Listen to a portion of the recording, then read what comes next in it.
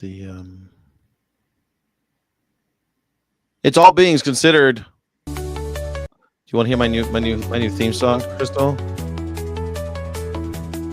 Diseases rage through the cages tonight, but we're all on this planet and breathe the same air. It's all our health, Nice. so we'll all have to fight.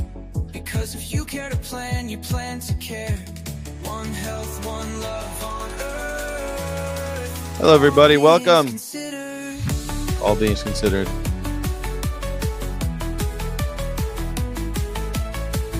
Armadillo. Working together, we just might make it right. If we join our voices into one common plea, we can bring injustices into daylight. Because everyone can change what everyone can see.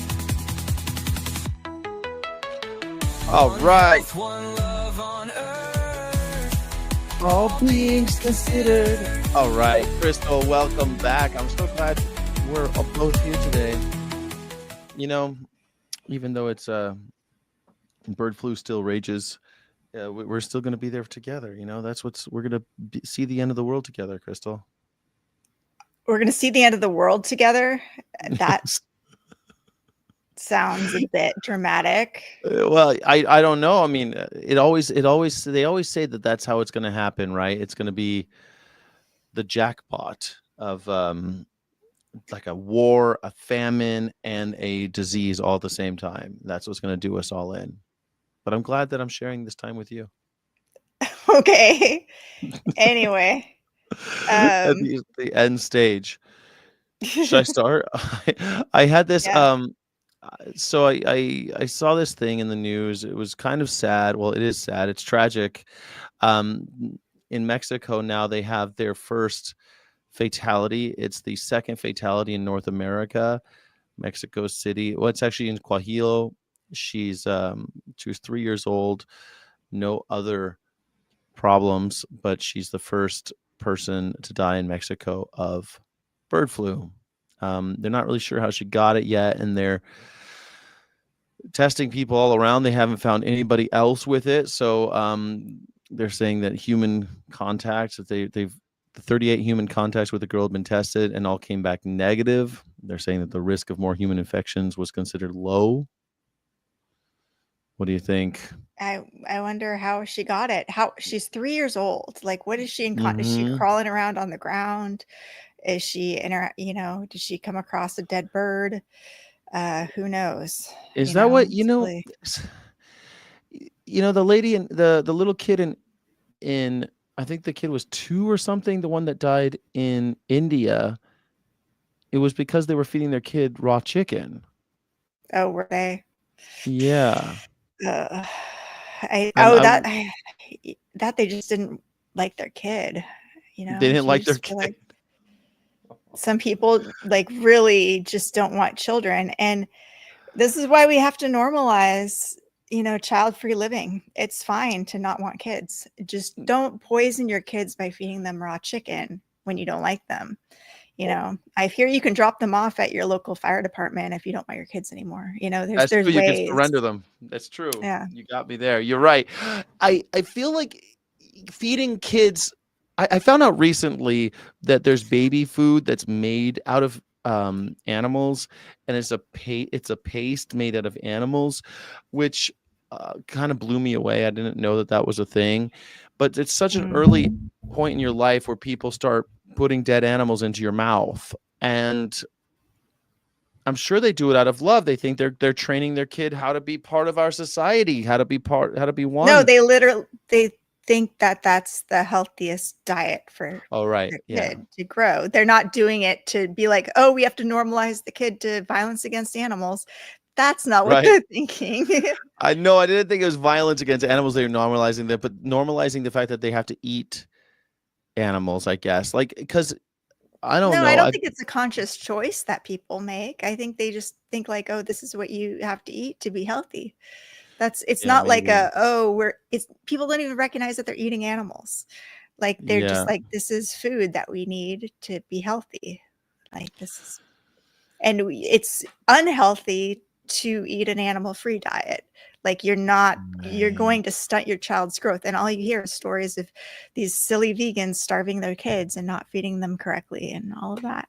That's Yeah, I guess when people feed their kids animals, I know that they go through digestive problems. Like when a little kid first eats animal product, or the paste, the animal paste, they have explosive diarrhea. They have all sorts of issues. They vomit more, but then they get meat trained, right? So they must. really, is that a thing? I don't know. I never had kids. Yeah. I've never babysat. I have no idea what That's the deal gotta It's a is. thing. I hope someone in the chat can back me up. It's a thing. Yeah. Do we have any parents in the chat? People with their parents, kids, they get fed flesh, or like usually it's that meat paste, but sometimes it's little pieces of raw chicken or little pieces they start putting animals into the kid's mouth. But it does mess with them right away. It takes a while for their bodies to get used to eating animals because they've eaten like mashed apricot and stuff and up until that point. They're not used to that. How Um, when do they start introducing animal protein? Because like human milk is animal protein. Like why is true, animal but meat it, different? I'm not sure why that there's a huge difference between animal meat and breast milk, except that breast milk is definitely kind of, it's biologically intended for us. I don't see that there's got to be some massive difference between the lactose from your mother and the lactose from a cow or from pig's flesh. Um, Dead animals, necrotic flesh. It's got to be. It's not necrotic. I mean, it's dead. It's undergoing decomposition, right? As soon as you tear it out of the animal, isn't it? I mean, it what is it? Well, when you cut a plant, it's undergoing decomposition. That's true. This is when we start sounding like crazy vegans when we say absurd stuff like that. I'm saying Trying to make absurd it. stuff. You said that your parents don't love you if they're feeding you dead raw chicken. I mean, how I'm many the parents really I'm the don't want absurd one. kids? Anybody in the chat, do you regret having children? Tell us your Oh, story. jeez. Who is your kid? And why do they suck so much? You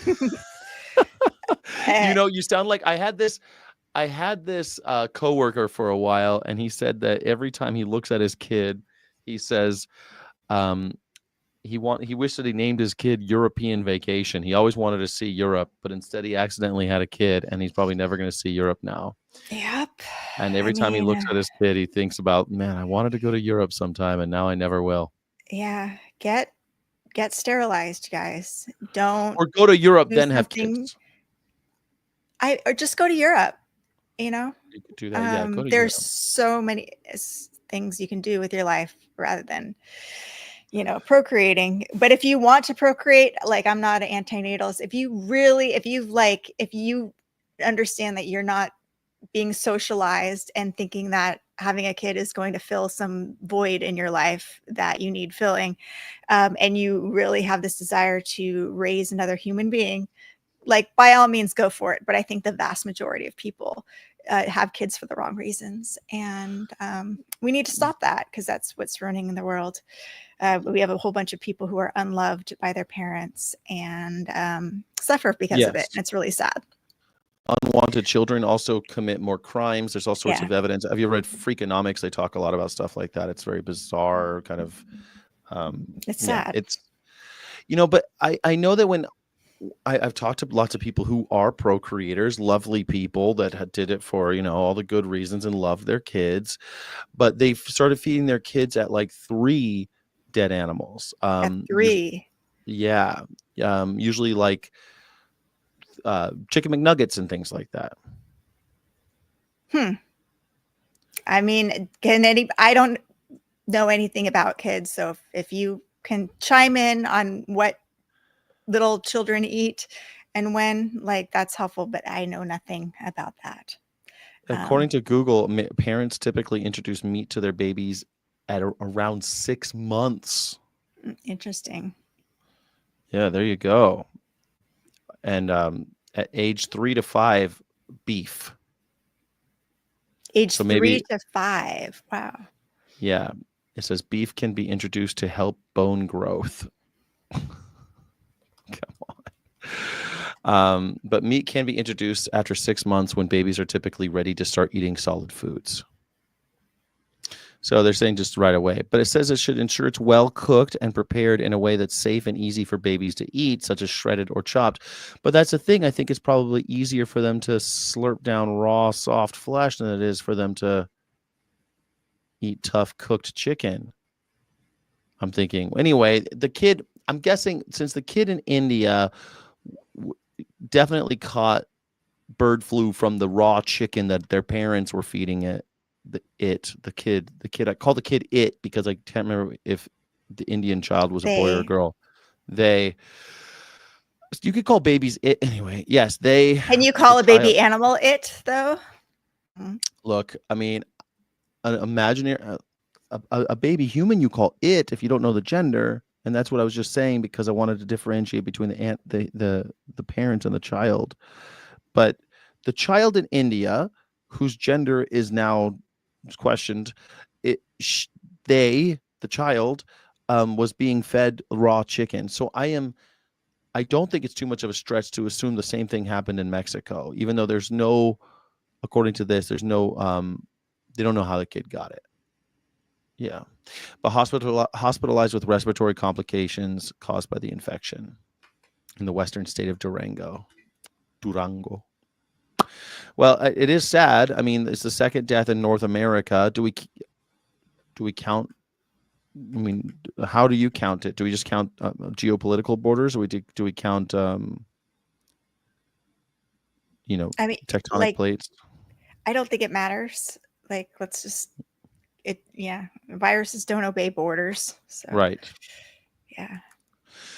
So it's close, and I'm worried about it. I know that you make fun of me because I'm worried about catching bird flu, but I don't want to get it. Do you think any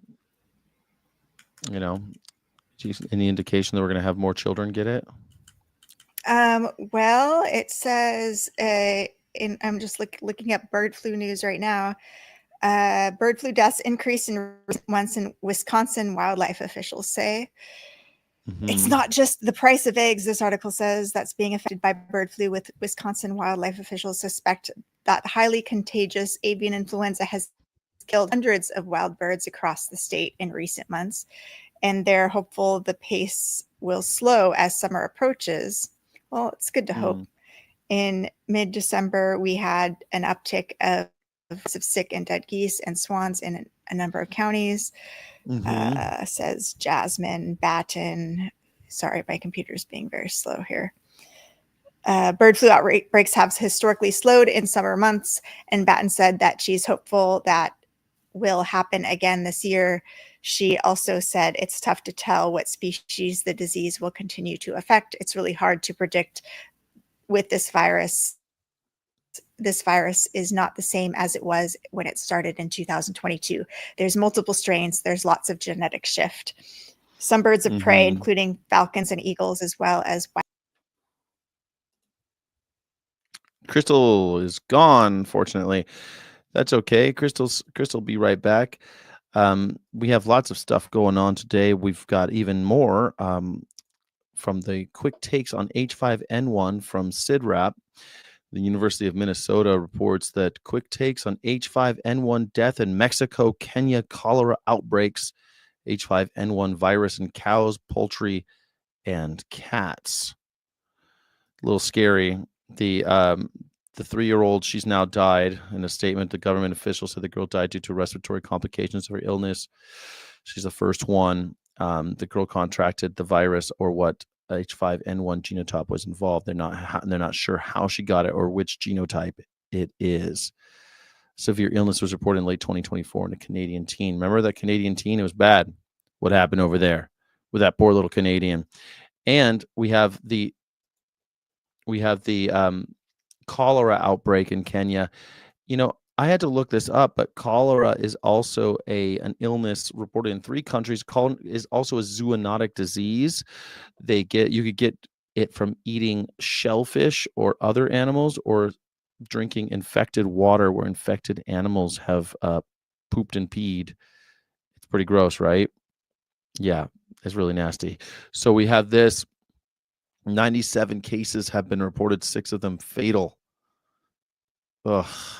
Nairobi County, this west central part of the country. Officials have stepped up surveillance and are urging community members to report cases quickly. In a recent cholera update, the World Health Organization said Africa has currently experienced the highest burden this year, with 14 countries reporting cases, mostly from South Sudan, the Democratic Republic of Congo, and Angola. Oh, man. So, I mean, you got to worry about cholera too. You probably don't have to worry about cholera unless you eat fish or shellfish. You might get cholera. It's a nasty business. I hope you don't get it. I looked up cholera, how to get it. Some cases, cholera can be transmitted with from infected animals to humans. This is known as zoonotic transmission. For example, people can become infected by consuming raw or undercooked shellfish contaminated with Vibrio cholerae from infected animals. It's important to note that most cases of cholera are not transmitted through animals. The majority of cases occur due to poor sanitation and contaminated water sources. Weird, but it is zoonotic. While humans are the primary host for cholera, it can infect aquatic animals such as shellfish and fish. Gross. Sorry, I'm not sure why I was just logged off for some reason. I don't know. But why are you talking about cholera now? Oh, because it was in the SID rap that, so in it mentions the outbreaks, right? And they talked about the 3-year-old girl from Mexico, but right under it's also cholera, and cholera is also considered a zoonotic disease. I just thought it was kind of interesting. And then it mentions bird flu again. So out of the 3 outbreaks that they're watching, United States Department of Agriculture, so one of them's cholera and 2 of them are bird flu. APHIS reported 3 more H5N1 avian flu detections in dairy cattle from Idaho, pushing the national total to 1,005 and Idaho's total to 52. APHIS confirmed 2 more detections in poultry flocks, both at commercial farms, one at turkey farm in South Dakota and another one in Wisconsin. I always say Wisconsin. They always say Wisconsin. The agency also reported 8 more confirmations in other mammals, including pet cats from 3 states, California, Colorado, and Ohio. Man. Oh, and the mink. I keep on hearing about mink and skunk in Texas. Who's going out there testing skunk? Wow. I mean, if they are found dead on the side of the road or whatever, might as well test them, huh? Yeah, I guess they must. I didn't know they would be testing the dead skunks. But yeah, I keep on reading about minks. Minks are basically gain of function farms. That's all they're really horrendous and great places for people to get bird flu. You trying to do this one? There you go. Oh, I don't know if we clicked it at the same time. I think. There you go. All right. So I don't know if you heard Cal-Maine Foods release their earnings report. So I just pulled up some Cal-Maine tweets. I've been excited to hear about it. Do you have any takeaways? Well, I guess the profits were not as high as Wall Street expected. And Cal-Maine's like, we're under investigation, blah, blah, blah, for price fixing, blah, blah, blah. But they announced quarterly profits of $509 million, more than 3 times what it made a year ago. It caps 3 years of extraordinary earnings, which have surged since the avian flu outbreak began in 2022.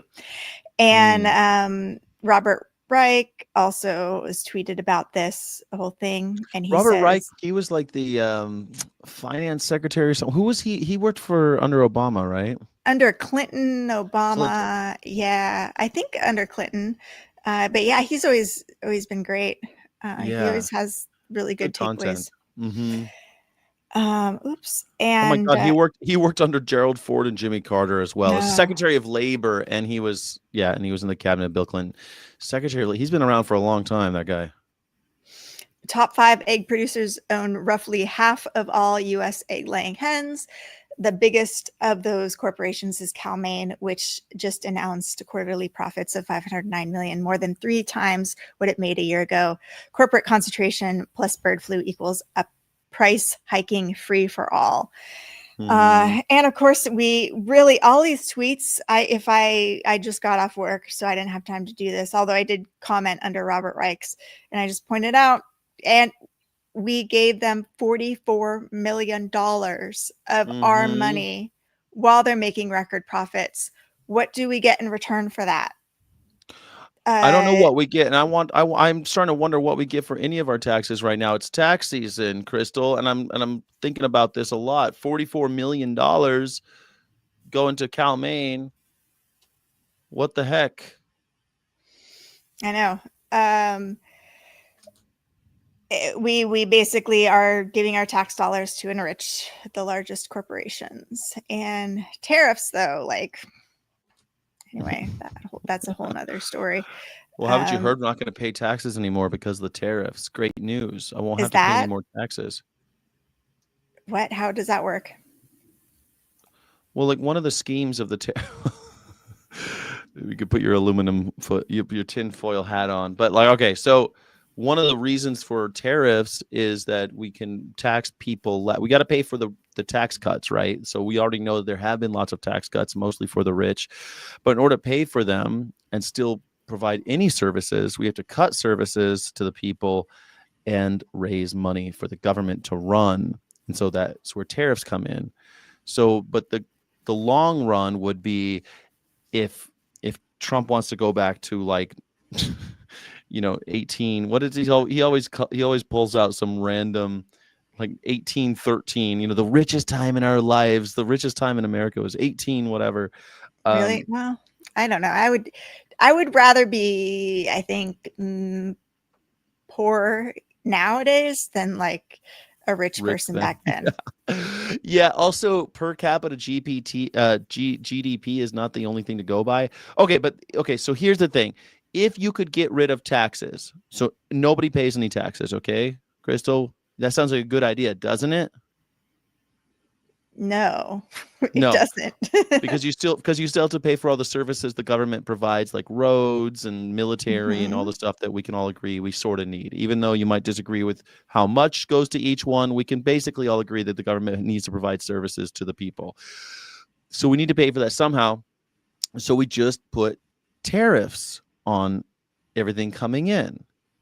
So you and I might get a few $1,000s a raise every year because we're not paying taxes anymore, right? We'll get more money every year taking home, but all of our goods and services will be way more expensive.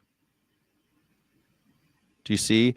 So it really is great if you were a billionaire, you don't care how much, I don't know, what an egg costs, right? Because there's only so many eggs you can eat. And a percentage of it's such a low percentage of how much money you're taking home, it doesn't matter. But for you and me, it would be a lot. Life would just be more expensive. It would be really painful.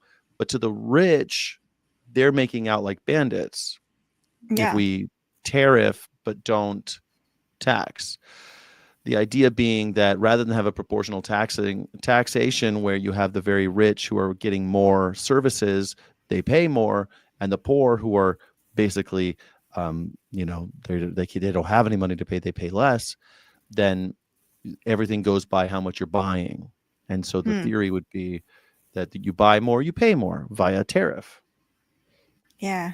I want to listen to hold on. Do you see my screen still? I want to listen to what this guy says, if the Twitter machine will allow it. Well, if it usually doesn't do. Will it play the sound? I don't know. I'm not hearing sound. Are you playing it yet? Hold on, I'm not playing it yet. I can't hear it. You can't hear it? I wonder if there's... Nope. Well. Maybe if you share the tab instead of a window, sometimes that works. Nah, not worth it. Moving on. Okay. Ain't nobody got time for that. Okay, so Cal-Maine said they didn't make as much as they thought they would, but are they still up? Yeah, 3 times their revenue from last year. Yeah, no. And they're still disappointed. They're not, nobody's disappointed. They're just didn't match the Wall Street's expectations, which doesn't mean anything. Wall Street was just guessing. I wonder what Cal-Maine's report's going to say. And Cal-Maine's like, actually, it was this much. But it was still triple what it was last year. Yeah, I'm surprised going on Twitter and just reading the latest tweets how few people are talking about this. I would just think more people would be talking about it, but I'm glad like Robert Reich is. You should start a hashtag right now, and anybody on Twitter can go and retweet it. Start a hashtag right now? I mean, I don't think I have the platform to start a hashtag, right? Like, yeah, but if you start a hashtag, then people who are in the chat right now could find it easily. They just search for the hashtag, and they can go, "Oh, that was Crystal's tweet," and then they can go. Or you can just look for my tweets. Or you can go at Crystal's and try to. Do you have a tweet out about this? Because the only thing I could find was your Robert Reich response. Yeah, no, I haven't like tweeted. I've tweeted a bunch about Cal-Maine all this week, you know, in anticipation of this, but I haven't tweeted about this thing because I'm hoping there's supposed to be an article out a couple of days ago with our work, and still waiting on it. So, well, I was going to tweet that once it came out. So, dang it. This is the company share fell more than 4% in after-hours trading here. This was back in April 8th, talking about the price of eggs. I wonder if there's are they being hit by the financial downturn that the recession that we're all in right all of a sudden? I mean, are they being I mean, they were up when this whole thing hit. Like, while the stock market was crashing, their stocks were they you know had 1.5% increase. Like, so they've oh my gosh, their stocks has been doing really well all year. So they're not worried. Said its sales nearly doubled to 1.42 billion in its fiscal third quarter, which ended March 1st. The company said that was primarily due to higher egg prices, which averaged $4.06 per dozen during the quarter. Cal-Maine's sales fell short of Wall Street's forecast of 1.43 billion. Oh, so it was only 1.42 billion, not 1.43 billion, like Wall Street expected. So Cal-Maine said it sold a record 331.4 million dozen eggs in the third quarter, a 10% increase from the same period a year ago. 10% increase. Well, that's not good. Cal-Maine said its third quarter net income more than tripled to 508.5 million compared to the same period a year ago. Jeez.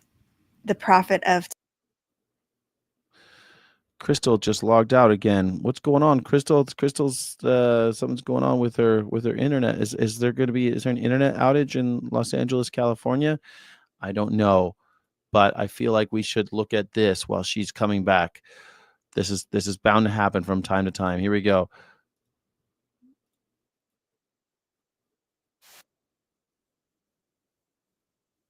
A second. Why is this? There we go. Let's go. Bird flu. Let's see the stuff about bird flu. Concerns about bird flu. 61 people have been infected. The disease is becoming more proficient at replicating in human cells. Bird flu, also known as avian influenza, is a virus. It's becoming more proficient at replicating inside of human cells. Why am I the only one who's worried? Am I the only one who's worried about this? I feel like I'm the only one. I'm sorry, everybody. Virus that primarily spreads between birds. We've seen over 166 million birds killed across the U.S. by bird flu. We've also seen bird flu infect dairy cows, and it's killed one elderly individual in Louisiana. In late January 2020. Well, one in Louisiana, but then there's one in Mexico now. We've got two in North America. Multiple human deaths now this year from bird flu. 25. I flew down to Texas, which is the first state where bird flu was detected in dairy cows. I met with fourth generation dairy farmer Joe Canal. Man, I think I met this guy, And Joe. toured his farm for a day. He told me that he thinks the federal government needs. No, I don't know that guy. I met a cattleman. I met a Texas cattleman over in the VMX. It wasn't this guy though. It was a different cattleman. To be providing more financial resources for poultry or dairy farmers that are hit with bird flu. These farmers want the general public to understand the financial pressures that they're under should bird flu hit their farms, and the potential government oversight that could expose them to. What do you think? Government oversight that's going to expose them to? Bloomberg gets to what's real. Do we want government oversight? What do you think, Crystal? Yes, at least something, but currently the government oversight is all industry coordinated, which isn't good. But yeah, there needs to be some sort of regulation that's separate from the industry. Yeah, I think so too. I think we need to maybe have some major oversight, seeing as how they're warehousing all of these animals in conditions that are gain of function research. The gain of function. What did RFK Jr. call it? Mutant factories? They're mutant factories. When that Robert Reich thing that you were looking at before on Twitter, I looked at the comments and there was one guy that's just like, I'm sick of you people. Biden killed all these 166 million birds. It's such a weird thing because wasn't stamping them out and mass depopulation the same thing they did for foot and mouth disease? Isn't that the status quo? Isn't that the plan? Yep. So it's not president specific. It's so why okay, hold on. Regardless of party or politician, okay, do you think I'm going to try to make this not political at all. Does it matter who the president? Why are we always making public health issues political issues? Does that seem like something new in your life? Because you're a little younger than I am. Does that seem like something new? It seems like something new to me. I'm a little younger than you are. I'm not that much younger than you are. You're like half my age.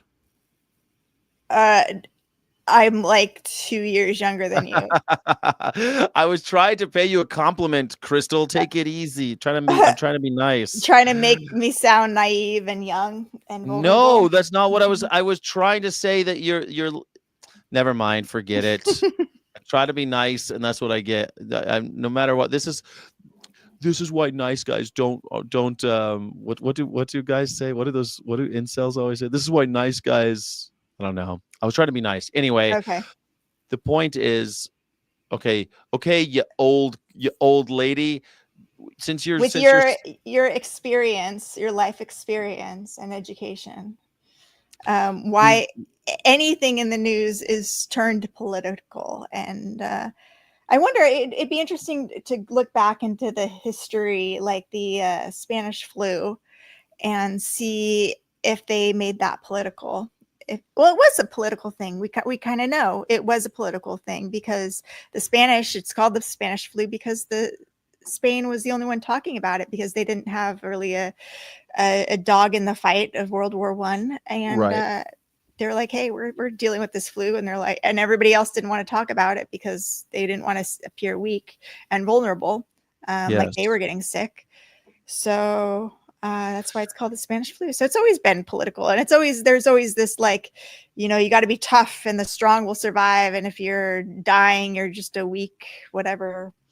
And then there's the class that wants to protect others and take care of others. And, if we could go to more kind of like this, the last 100 years, I would relate more to the HIV pandemic or epidemic, and people made that political, I suppose. It was like, oh, it's just they called it gay related. They called it GRID for a long time, gay related immune deficiency. I guess that's political. You're right.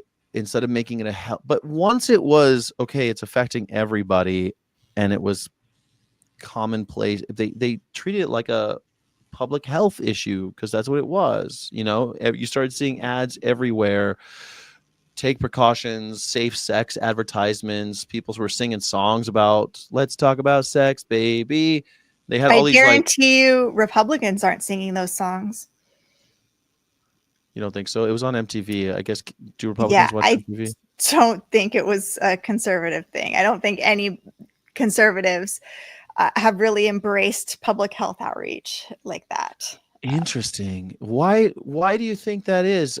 Is it a conservative thing to not embrace public health outreach? It's so interesting. So, I had this friend who went into a clinic, and it was because he thought he had chlamydia, and he goes in and he thought, well, he had been with a woman who had chlamydia. He had no symptoms or anything. He just went into the clinic. He's like, hey, here's the deal. I've had contact. I don't have any symptoms. And they're like, well, we're going to treat the chlamydia whether you got it or not. Do you want the test? And he's like, what do you mean? He goes, whether the test is positive or negative, we're still going to treat it. And they're like, so my friend's like, sure. Well, he didn't even take the test. They didn't test it. They just gave him That's so silly. Like, don't you want to know the rates of positive chlamydia tests in your area? Why are you not testing? That's silly. Yeah, so check this out. So here's what they said. They said, if you we're not even gonna put in your chart that you had chlamydia or that we treated chlamydia. We are now treating with this because it's like penicillin. It's a type of antibiotic. So they treat him with this antibiotic, but they said that he had a urinary tract disorder or some other thing. God, that's really ridiculous. Because the insurance wouldn't cover the chlamydia, but it would cover the other because it's a public health issue instead of a. He says the medicine's not covered if it's chlamydia, but if it's a urinary tract infection, it's covered. That's ridiculous. And that's how there's so much missing information about what's going on in our world and public health because of just stuff like that. Policies like that. Yep. Because he was at a clinic and it wasn't coming out of his insurance. So he wasn't using his private insurance. He was using the clinic, and the clinic couldn't have it. He would have to pay out of pocket, basically, if he was So they didn't even test him. They're like, yeah, you've had contact with chlamydia, you're gonna get this penicillin or whatever antibiotic they use. Yeah. So I guess you're right, but is that a conservative point of view that I want to have? It's so weird to me. It's such a foreign concept to me. How do we get Joe Rogan to say that conservatives need to care about public health issues? Is that we want everybody to care about public health issues? That's yeah, but if public health outreach isn't happening because of conservative pushback. Yeah, Fishfield Payne says just Googled and Cal-Maine CEO received $375,000 and made over $1 million in compensation for 2024. Yep, and he's not even the highest paid. He's just the one that's publicly paid. They pay him, and everyone sees it. Rayapan says, I asked what Crystal Heath said about Cal-Maine to Gemini. It did find it. Oh. I don't know what that means, but awesome. Yeah. What did it find? What did I say? What did it say that I said? What did it say? That's so we're going to transition to advocacy in a second, but like, how do we get people to do public health outreach? How do we make that it shouldn't be an anti-conservative thing. It should be just a conservative. Why would a conservative not want public health outreach? I think there's just this belief of like if you get sick, it's your own fault. That's a very conservative idea that if God's smiting you, that's the whole thing. So. Oh, you think it's the God thing? See, I guess you're right that I was raised in a conservative family, and there's still a piece of me, I gotta be honest, Crystal, that if I get sick, I'm like, I go through, I must not have washed my hands enough. I must have done this wrong. I must have done that wrong. I blame myself every time. It can never be like, well, people get sick and this is my turn. It's always, what did I do wrong? Yeah. It's because I'm conservative, isn't it? Personal responsibility. Maybe if you grew up that way. Yeah. It's what it is. It's like if you're generational healthy, trauma. it means that you're a good person. And if you get sick, it means that you did something bad or sinister or whatever. Yeah, you're reminding me. So I had this super conservative HR lady at a place that I worked, and we worked really closely. We knew each other very well, and she came down with COVID, and she was crying how embarrassed she was by it, and I felt my heart went out to her. I was really upset because of how embarrassed she was and how I'm on a cry thinking about it now. She really felt horrible for having contracted bird flu, and I'm like, a lot of people, everyone's getting bird flu, lady, don't worry about it. But she blamed herself. Yeah. And it's like, that's the last thing you want to do. I don't know. Some people need to blame themselves for some things, but I don't know, maybe not that. Maybe not. Blame yourself for having a kid that you don't want. Blame yourself for not using birth control or getting sterilized. Don't. Accidents happen too, Yeah. you know? Accidents happen. Everyone's out there practicing. Days and age, like, I don't know. I don't know how accidents happen. It's pretty easy to prevent. The good Lord works in mysterious ways, Crystal. And, you know, I don't know. Sometimes it just doesn't happen the right way. Like I would. Sorry, I'm trying to. There's a. I don't know how this keeps happening. I don't know. I would love to have kids, but I'm afraid because of you know, I'm afraid that you would love to have kids. You know, I think I've thought about it my whole life, like everybody else, right? And I would probably do it, but I'm worried about the state of the earth. I'm worried about the world. I'm worried about how you would pay for it if everything's getting more expensive. Like even when I was making good money, I was like, how the hell am I ever going to pay for a kid in this world? And now it's just things are getting more expensive, not less. It's just getting worse. You know, like you have a kid and they're born with plastic in them and all sorts of stuff is going on. It's just, I don't know. Yeah.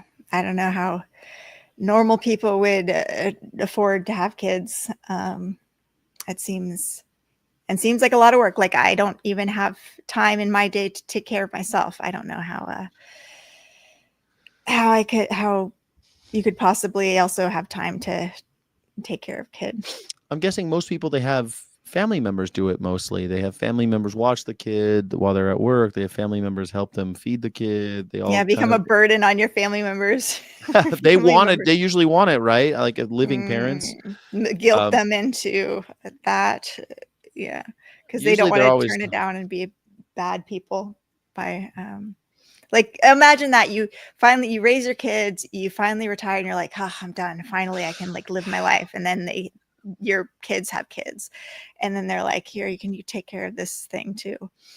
But isn't that what most grandparents want? What's like, doesn't what most parents, they want to have the grandkids? Pretty normal. That's not people in the chat. Yes. Is that true?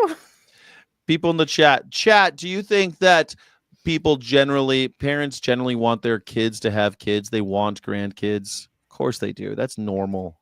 Chat, have you ever accidentally gotten somebody pregnant or became pregnant accidentally? Is that a thing that happens? You chat are not very interesting people here. Yeah, what do you mean? Just because they're not telling you about their accidental pregnancies? Yeah. Hey, everybody, has anybody ever had an accidental pregnancy? Normal or not normal, having your parents annoy you about having kids, I think that's pretty normal. Yeah. No, nobody's, I keep hearing this trope of like, I don't have kids. Why does everybody keep bugging me about having kids? Literally nobody's bugged me about not having kids because I think they just like, no, I would be a horrible parent.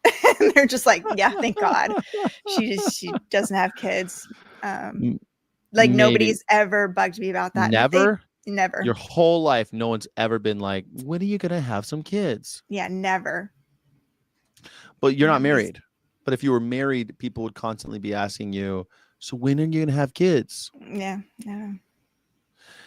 I know, yeah, but never had an accidental pregnancy. Okay, Kathy, never had an accidental.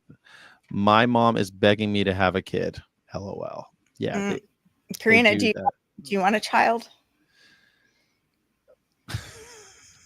Shit. I wish we weren't talking about this all of a Okay, sudden. we don't have to talk Let's about see, it. Trump admin eyes new strategy in fighting bird flu. Unveiling a new strategy in fighting bird flu. In late February 2025, the Trump administration's Agriculture Department announced a $1 billion investment in bird flu response. But public health experts that I've spoken with caution that recent actions by the Trump administration may have potentially ensnared bird flu response, and they are concerned about the fallout from that. Elon Musk leading the Doge Ensnared bird flu response. They've ensnared it. Okay.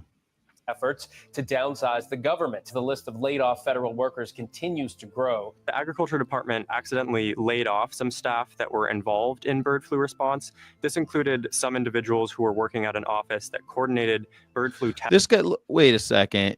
Is he literally testing an animal for bird flu without a mask? This guy? Yeah. With his mask below his chin. Yes. That's a really good clip. Somebody screen record that. That's a good one. What in the heck? Wow. I'm gonna download this and use it. I wonder why vets keep getting bird flu. Vets keep getting bird flu? That's not proven by the data that I'm aware of. Well, was it that didn't they find that that many vets had No, bird they only flu found antibodies? that 3 of the vets that they tested had antibodies, and all 3 of them, only I think 1 of them worked at a place that was depopulating. So it was vets don't really actually have that much of a risk, as what that data showed. But 3 out of how many? 100 and something. Oh, this guy's gonna get it. I think he is not practicing protocol. This is not. Man, this is how you get written up at work right here. This is how this happens right here. Someone like me going, hey, what's going on here? He's going to get a write-up. I like kids. I wouldn't mind, but I'm with Sky on finances. It would be selfish if I did it right now. Yeah. I like kids. Kids are fun. You can play catch with them. You can bring them to school. Man, so Karina works at a school, and I'm like, I see all the kids going to school, and I think, man, it's kind of nice, all these kids learning and all the new stuff they're probably learning, they're probably learning new ways of doing math that I didn't even know how to do. I wonder how they're doing it. They're doing all weird, different shit that I didn't learn. I wonder what books they're reading in school these days. I think about stuff like that because they're probably not reading the same books that I read when I was in school. I wonder if they're reading Shakespeare still. I wonder, but I'll never really know unless I go work at a school, I guess. I don't know. But I don't. Yeah, or you talk to there's so many your friends' kids and find out what their deal is and I don't take have care any friends with kids right now. Let me think. Okay. I don't really have. Oh, I do have some friends. So, but here's the other issue though. I just made me think. I have friends, but then everyone's kids got the tism these days, and so all my friends they got they're not. I don't think I have any friends that just has a normal standard issue kid. Is that weird? What the hell? Now that I think of it, I've got 3 different friends with kids that are on the spectrum. They're not, or going to special schools and stuff. That's bad. That makes me even more worried to have a kid. You're going to have a kid with autism. Yeah. Or worse, the kids that Karina works with, those kids will never have their own apartment. They'll never have. Really? Yeah. They'll never have their own. Yeah, right. Isn't that to me it's tragic. You have a kid and they're never going to be a full autonomous adult. But then again, how many people really are? I know other people that are in their 30s living with their parents. So, it's so sad, this world. That's what I mean. We should change the name of this podcast to Sick Sad World and how to catch bird flu. Testing nationwide. The Agriculture Department, they're attempting to rehire those individuals, but it has not made clear whether it's actually brought all of the people it mistakenly fired back into office. In addition, there's been some concern that some of Trump's executive orders have frozen federal funds that would assist or expand bird flu research. Stymied by Trump. This is the Bloomberg. Bloomberg's pretty conservative. Pretty conservative outlet. Additionally, there has been some concern that the Trump administration has frozen public correspondence about the status of bird flu. The Trump administration has told federal health agencies to pause external communications. That includes regular scientific reports, updates to websites, and health advisories. The Trump administration did eventually release the bird flu studies, but public health officials say they're not being updated at the same frequency as the previous administration. We'll be watching to see whether any additional layoffs within federal agencies, any pauses to more. What do you think, Crystal? Oh, Crystal's gone again. Dang it. I thought the Crystal was still here with me. Well, I mean, sick, sad world would always give you plenty of topics to cover. LOL. Indeed. Crystal, are you with me? Do you guys think that I should do video? I should do video like this guy in a white room and just 2 cameras on me. Should be easy, right? The guy also looks like he's like 20 years old. Crystal, I don't know how much you saw of that, but No. do you think the CDC not releasing information as quickly as it was before? Oh shit! What happened there? I don't know what you saw. My computer is just totally crapping out here. I think I need to buy a new MacBook before the tariffs hit. I wonder what MacBook prices are right now. Tariffs hit today, don't they? I keep that sound restarting again. Maybe you should get a non-Macintosh product since you could try something new. I don't know. I've had non-Macintosh products in the past and they weren't as good. So not as fast, not all the things. So she says as she gets kicked off the stream once again by her computer. Yeah, well, this computer that I'm on right now is 8 years old and it's burning up right now. My other one, I poured a bunch of water on it. So that's the deal there. You sound like a conservative blaming yourself for being sick. Yeah. So it's my own fault. I did this to myself. How old's your computer? I bought this it's 5 years old. Yeah. So I'm on an older computer. I bought my computer with my stimmy. I bought it with my stimmy.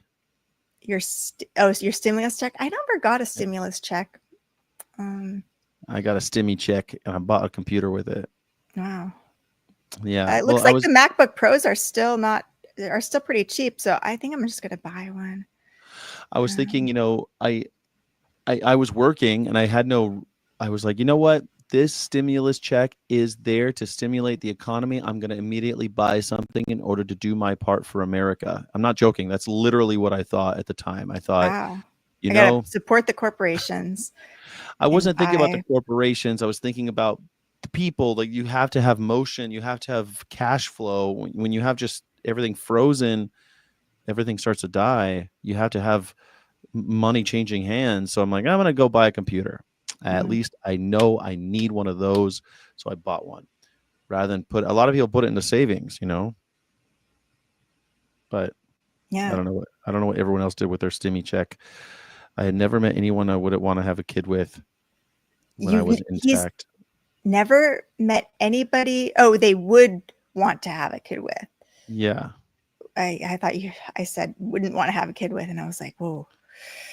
Apple is they're Trump financiers. That's true, but Crystal doesn't mind that. She doesn't mind supporting all big companies are Trump financiers. I don't know what to tell you. There's no ethical consumption under capitalism. I don't know what to tell you. Yeah.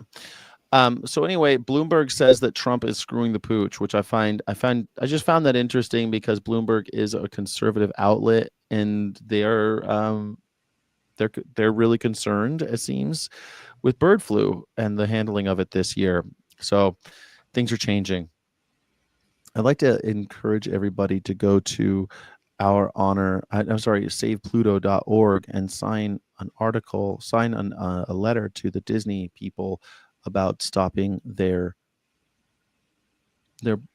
fireworks displays. Yeah. I'm trying to get people to figure out that if we could, Disney's the one that made fireworks so popular in America, and people, they hate their neighbors blowing up fireworks during these holidays. But I feel like outside the holidays, it's so hard. We need to be doing something outside of these holidays. We can't wait till July 3rd to complain about fireworks. We have to take it on head on. And I need people to sign this article so we can, letter, so we can send it to Disney. So please go to savepluto.org and sign it. But honestly, like, this campaign has not really been working, and people don't seem very enthusiastic about it. So are people more enthusiastic about banning fireworks in their local municipalities? Is that what people want to do? I don't know. I mean, if people are a lot of municipalities, they ban them anyway, but they still do their annual displays. They still do their displays during the holidays. You know, what if we banned that though? Ban the displays from the municipalities. Yeah. I mean, I like that idea. I like it, but it seems fractured. It's hard to get people to kind of gang up. Then everybody would have to break up and try to do their own little cities. It just seems like a much bigger. We could focus our energy on cities and municipalities where there's somebody who's really passionate about it and lives there and wants to lead the charge. But it seems like nobody's interested. So should we move on to other things? Should we abandon this campaign? What do people in the chat think? Yeah, what do you guys think? Should we continue? Because I don't know. I was working on a script for a new just at speaking to the camera script about the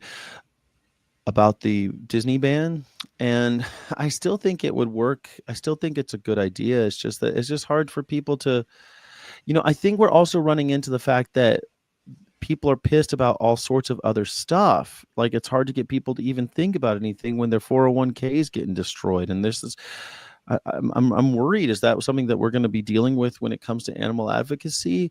That there's just too much for people now that Trump has flooded the zone, and there's people marching against what is perceived to be a fascist overtaking of our government. I mean,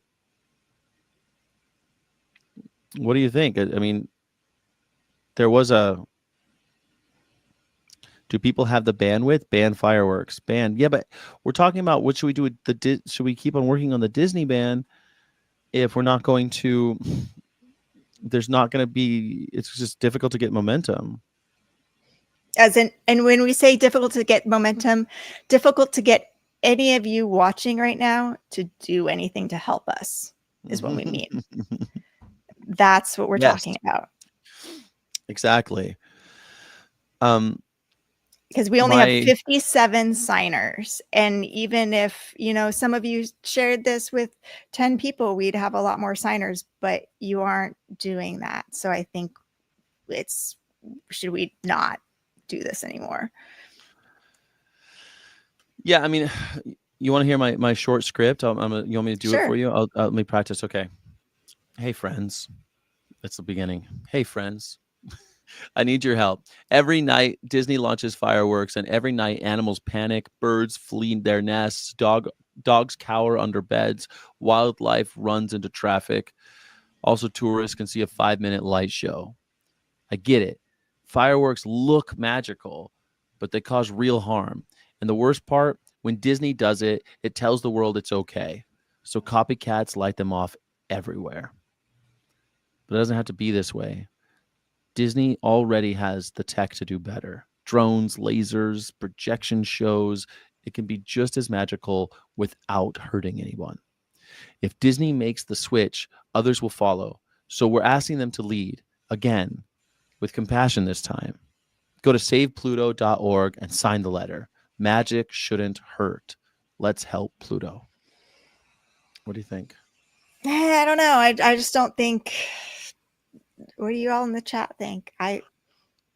I just don't think it's going to inspire anybody. Nobody wants to go up against Disney. Nobody wants to criticize Disney in any way. Disney's doing fireworks right, according to most people. And According to most people, I don't think most people even consider it. That's the thing. I think it's like we have to. We're talking about something that most people haven't even considered, kind of like ventilation shutdown. It's like we're talking about something that people haven't even. It's not even in their realm of understanding whatsoever. They're like, ventilation what? And we have to explain it to them. But ventilation shutdown is such a horrible thing when people hear about it. They like, it changes their minds. It got, we got 2,000 veterinarians to sign on. This is like, all right, people don't realize, are any animals hurting because of fireworks? Like, nobody's complaining about the Disney fireworks. It's just not something people care about. And it's not harming that many animals. Yeah, I don't know. I mean, it's so weird to think that, like, okay, well, we don't like fireworks. Okay. And then people go, well, what if we have quieter fireworks? Or what if I don't know, why don't we just make them uncool? Like, it's just, it seems so weird that we're not able to just see that there's these mega companies that are making it acceptable. They're making it okay for everyone to do it. And people, and I don't know, it's like, oh, I just don't like it. What are we going to do about it? Nothing. No one wants to do anything. But if I'm pulling the plug on this campaign, unless people in the chat care and want to see it continue, because it seems like a waste of time and energy if nobody cares about it. When there's other things we could be working on, like Viticus Group is killing animals in their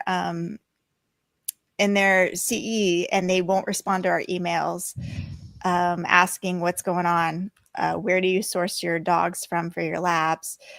And I think, can we get more veterinarians, more people to send emails to Viticus Group, seeing if they'll respond and seeing if they'll at least tell us where they get their dogs from. So tell us about the Viscous Group. Maybe it's something we should think about more. Ray Upon says, yeah, I don't like fireworks. My dog Lambie used to shiver for several days during Diwali, but somehow it doesn't make me jump to action. I think that's something that a lot of people, like, this is the thing. The reason why we started this was because so many people said they cared about it. And we're like, okay, great, let's do something about it. But then we go and do something about it, and no one shares it. It's just like crickets. Okay, well, I guess we need to try something that people actually care about. People claim to care about their dogs and cats, but turns out, or about the fires in California that were caused by fireworks.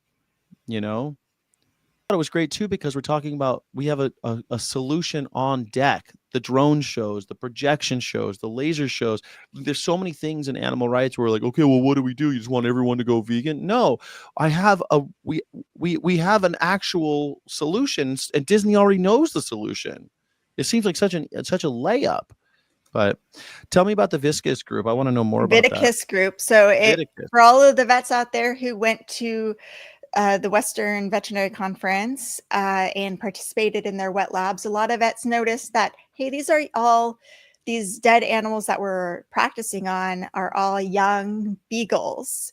This is making us feel really sad. Like, these aren't animals who are elderly and who were donated after they died by their caretakers, by their family, to train veterinarians in these procedures. These seem like they were purpose bred and killed for Viticus Group to use in our wet labs. And we did not sign up for that. Like, we thought Viticus Group was an ethical company and, used ethical sourcing, but these dogs seem like they were bred at a biosciences company. And this doesn't sit well with us. And so people reached out to Viticus Group and asked, hey, can you tell us how you source your dogs? And nobody from Viticus Group responded. So So what do can we we back up do a now? second though? Because so I just found out about Viticus Group at VMX, and they do some kind of education. So is this part of your CE? Like you're a veterinarian, and you're like, I want to learn how to operate better, and so you sign up with Viticus Group, and you go to these quote unquote wet labs, and they've Yeah, they're got at the conferences. There's like a wet okay, lab. You pay extra money for it, and you participate and you do these actual labs. So, got but it. yeah, many veterinarians were concerned about this. And so we drafted a letter to them and so far have not heard back. So Hmm. hopefully maybe we could get more people to send emails and ask what they're doing. So does anybody want to help with that? And especially any veterinarians watching? Yeah, maybe veterinarians would like to send emails to the Viticus Group and help find out more. I mean, it could be just. I mean, that's a nice one, right? It's a way to get more information that we need. Mhm. Viticus Group, they're doing something in Vegas and Nashville. Vegas in 2026 and Nashville in August.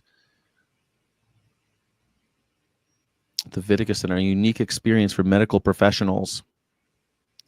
We offer more courses that operate in real-world environments, more certification and specialized surgical training opportunities, and more access to cutting-edge technology for veterinary and human health professionals. Wow, they do human health professional. They do human stuff too. So Viticus can where do they source the humans that they operate on? Who knows what they do for that? That's interesting. I posted the link to the template of the letter. So maybe people will sign on, email a letter, and there's email addresses there, and ask them and see if they'll respond to you. I'm going to send another email right now to them and see if they respond. And just say like, hey, I haven't heard, hoping you can answer my question. Long Island University also asked them how they source their animals, and they never got back to me either. So that's really concerning. Okay, so can you tell us what is the right way and wrong way to source these animals? I think when an animal gets older and it's time for them to pass on, their caretakers can donate their bodies, and that's ethical sourcing. Like they're going to, be euthanized because their quality of life has declined. That's fine. If they are purposefully bred and raised in a biosciences company and then purchased by a company to kill for their wet labs, I think that's unethical. What do you guys think? So like when my mom had a dog that died, she would always say, donate the body to science. Do you think that the dog's body would go to a place like Viticus then? Yeah, depending on what she used. Yeah, what the thing went to. Do you know where she donated the body to? No, I know that when she because we had lots of dogs and a lot of them ended up older, some got put to sleep for other reasons and stuff, and then they they always said donate the body to science, and my mom always said, I mean, I was just a kid for most of that, so I don't know, but I mean, I guess when you say you donate your dog to science, I guess she did say that it was so that veterinarians can practice on animals. She said that actually. So maybe Okay. maybe went to a company like Viticus. Is Viticus the only show in town, or do they have Oh no, competition? I think there's many, but I think they're the biggest one. So they're so big, they might actually be buying animals bred for the purpose of killing, and they grow them just so that they can operate on them, just so they can euthanize I them have and operate no on them. idea. It's weird that they're not responding to me, when I'm just asking this question. So that's that. That's what I'm wondering about. Yeah, maybe this is something that we could find out more about. It should be pretty easy. We all just write emails and we get some veterinarians, some DVMs out there to do it. Should be easy, right? Yeah. So I think so will you too. guys send a letter? Will you help us? Kathy I'm says that seeing she'll one send right an email. now. Okay, cool. We at least got one who will send an email. Let's see if anybody else will send an email. The link is already in the chat. If you're one of the many people watching on Twitter right now, you can just pop on over to either the Facebook or the YouTube and get the link right there. Nice template, says Karina. She's about to send the email. So we got 2 emails sent. I'm sending one right now too. If your animal has a terminal illness and you're comfortable donating the body to science, that's okay. But when the animals are bred to be used that way, that's definitely unethical, says Lateral Alice. Yeah, that seems unethical to me too. Like, we're just farming bodies at that point. It seems bizarre that would be the case. But I'm glad that there's veterinarians out there that they're stepping up and they're saying, well, they don't want to have this done anymore. Yeah, it really, like, I think people just attended these wet labs and were like, well, this is fun. And then seeing these young beagles, they were like, oh, this is now, I didn't sign up for this. And now it's like too late to like back out or say anything.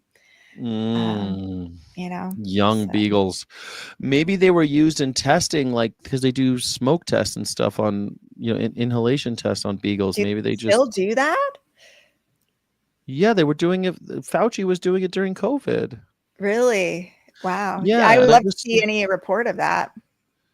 Yeah, I mean, I saw something recently where they were training beagles.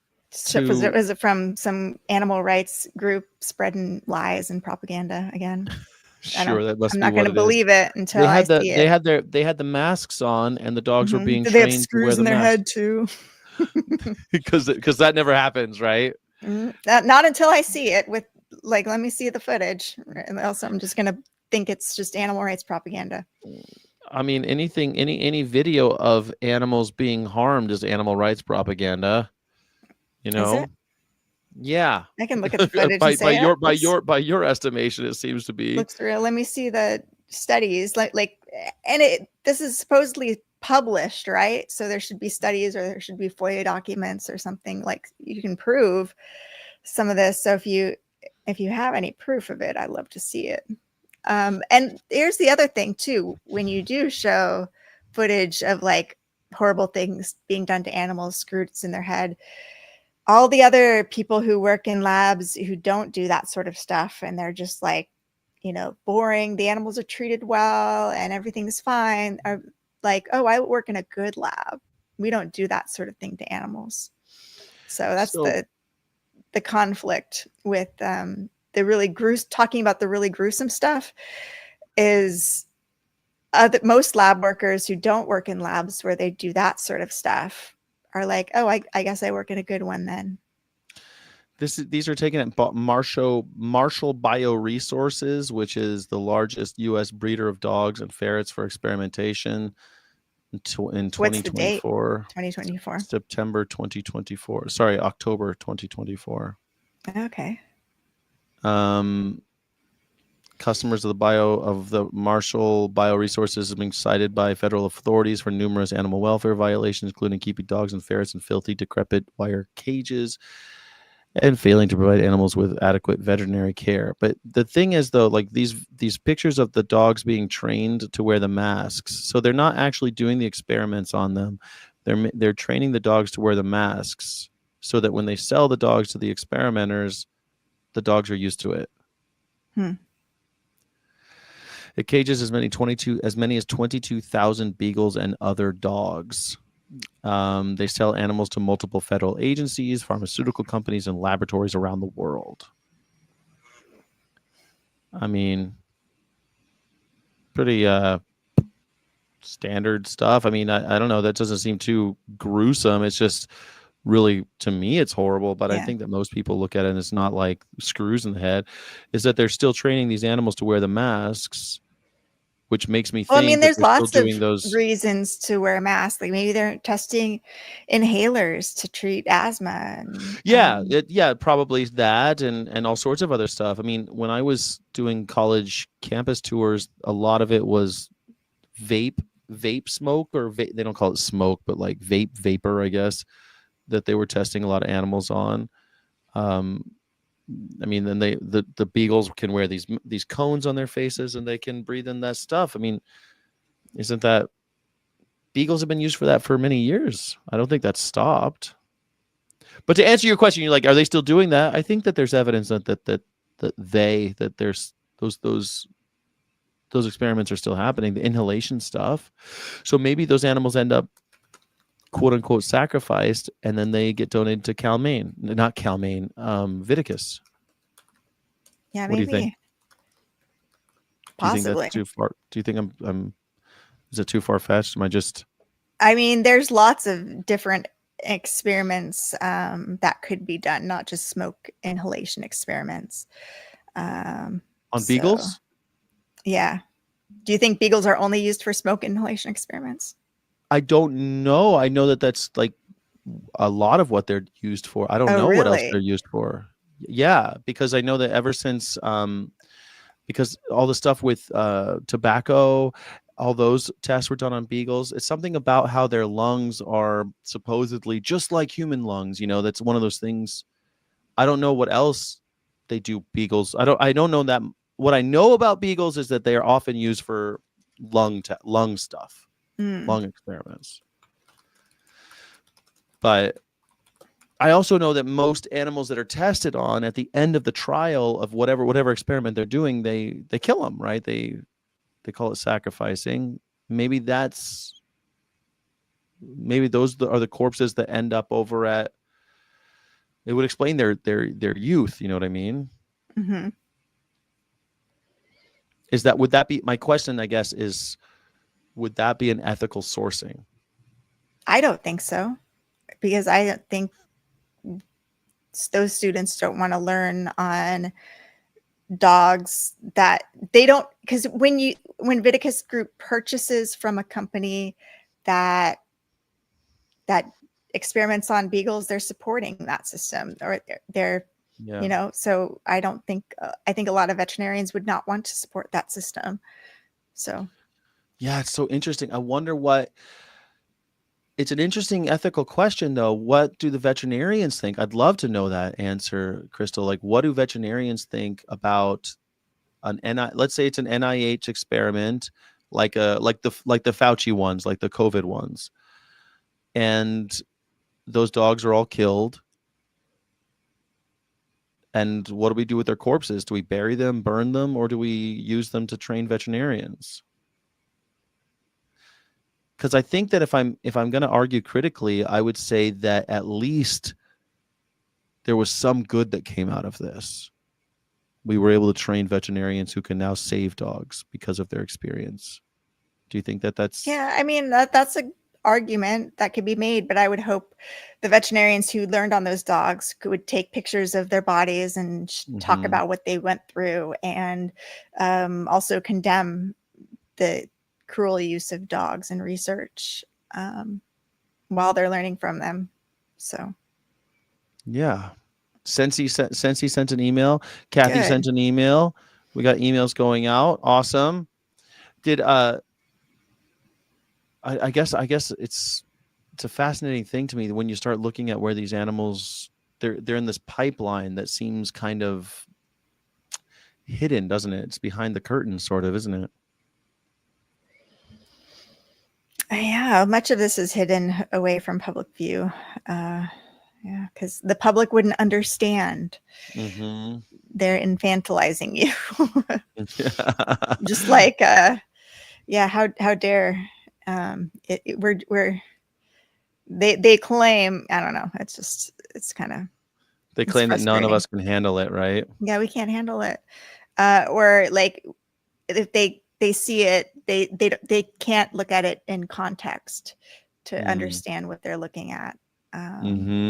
So it's like, yeah, definitely. I love this Viticus campaign. Do you think we can do a Viticus campaign should we wait until we find out how they sourced it, or what are you envisioning? Yeah, if they're not responding, like we can just every week encourage people to send more emails, and we'll start to write more about it and stuff like that and see how it goes. But, again, if there's no enthusiasm for this, then we'll try to find something that there is enthusiasm for. And that's kind of the goal, is to find something that's going to bring people together to take action. Otherwise, I am perfectly happy sitting here by my lonesome, writing press releases and writing op-eds by myself and doing my own thing. Because the worst feeling in the world as an activist is feeling like you're trying to pushing a wet noodle up a hill, of like trying to get volunteers to do stuff. And I would so much rather, it feels like you're in a relationship with people who don't love you. And it's like, I'd rather be single than in a relationship with somebody who is making me feel alone. And that's how activists often make me feel. Like, if you're not, joining me on this, I'd rather just do my own little thing by myself. It's funny because I told you that before too. It's like sometimes I meet activists and I'm like, and they like, oh, I don't have time for that, or I can't do that, or no, I can't, I don't. It's like, oh, you're saying you don't love me. Okay. Well, and also or that you don't love this, or that you don't, I thought you liked doing this. I thought you wanted to do this. Let's do it. Like, I'm always the guy going, let's go, let's do it. Yeah. Let's go. And maybe that's to my fault. Maybe that's a detriment to myself, because I'm always like, yes, let's do it. I say yes as much as I possibly can. I just want to say yes.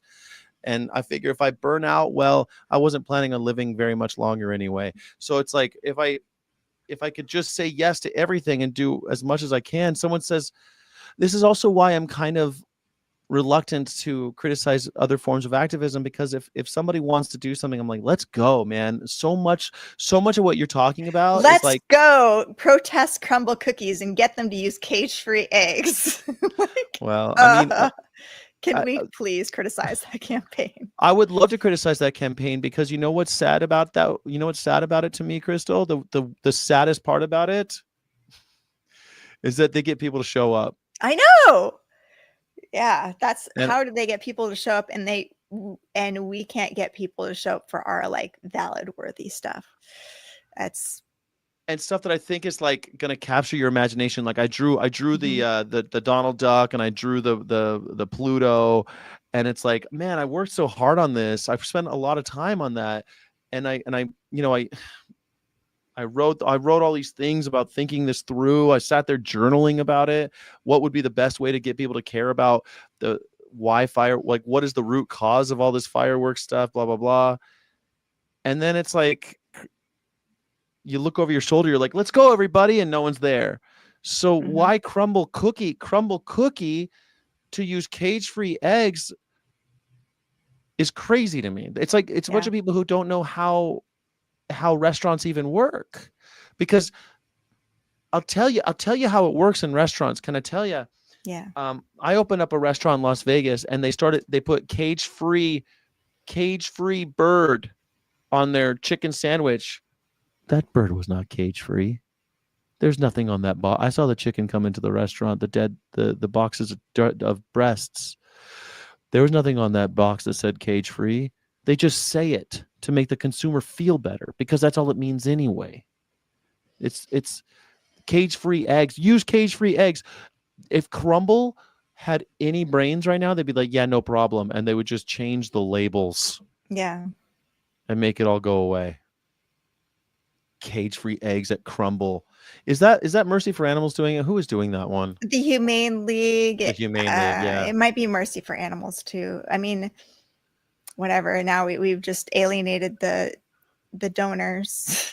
Really? Like, yeah. I mean, they've got big donors, and if you criticize, whatever. But it's that's the thing. I want to be able to say what I think, and if I'm punished for it, so be it. I am perfectly happy sitting alone, getting media attention, taking pictures of farms and doing my own thing. I think that's the best use of my time versus trying to get people to do something. Like I'll do my own thing, and I'll get things published.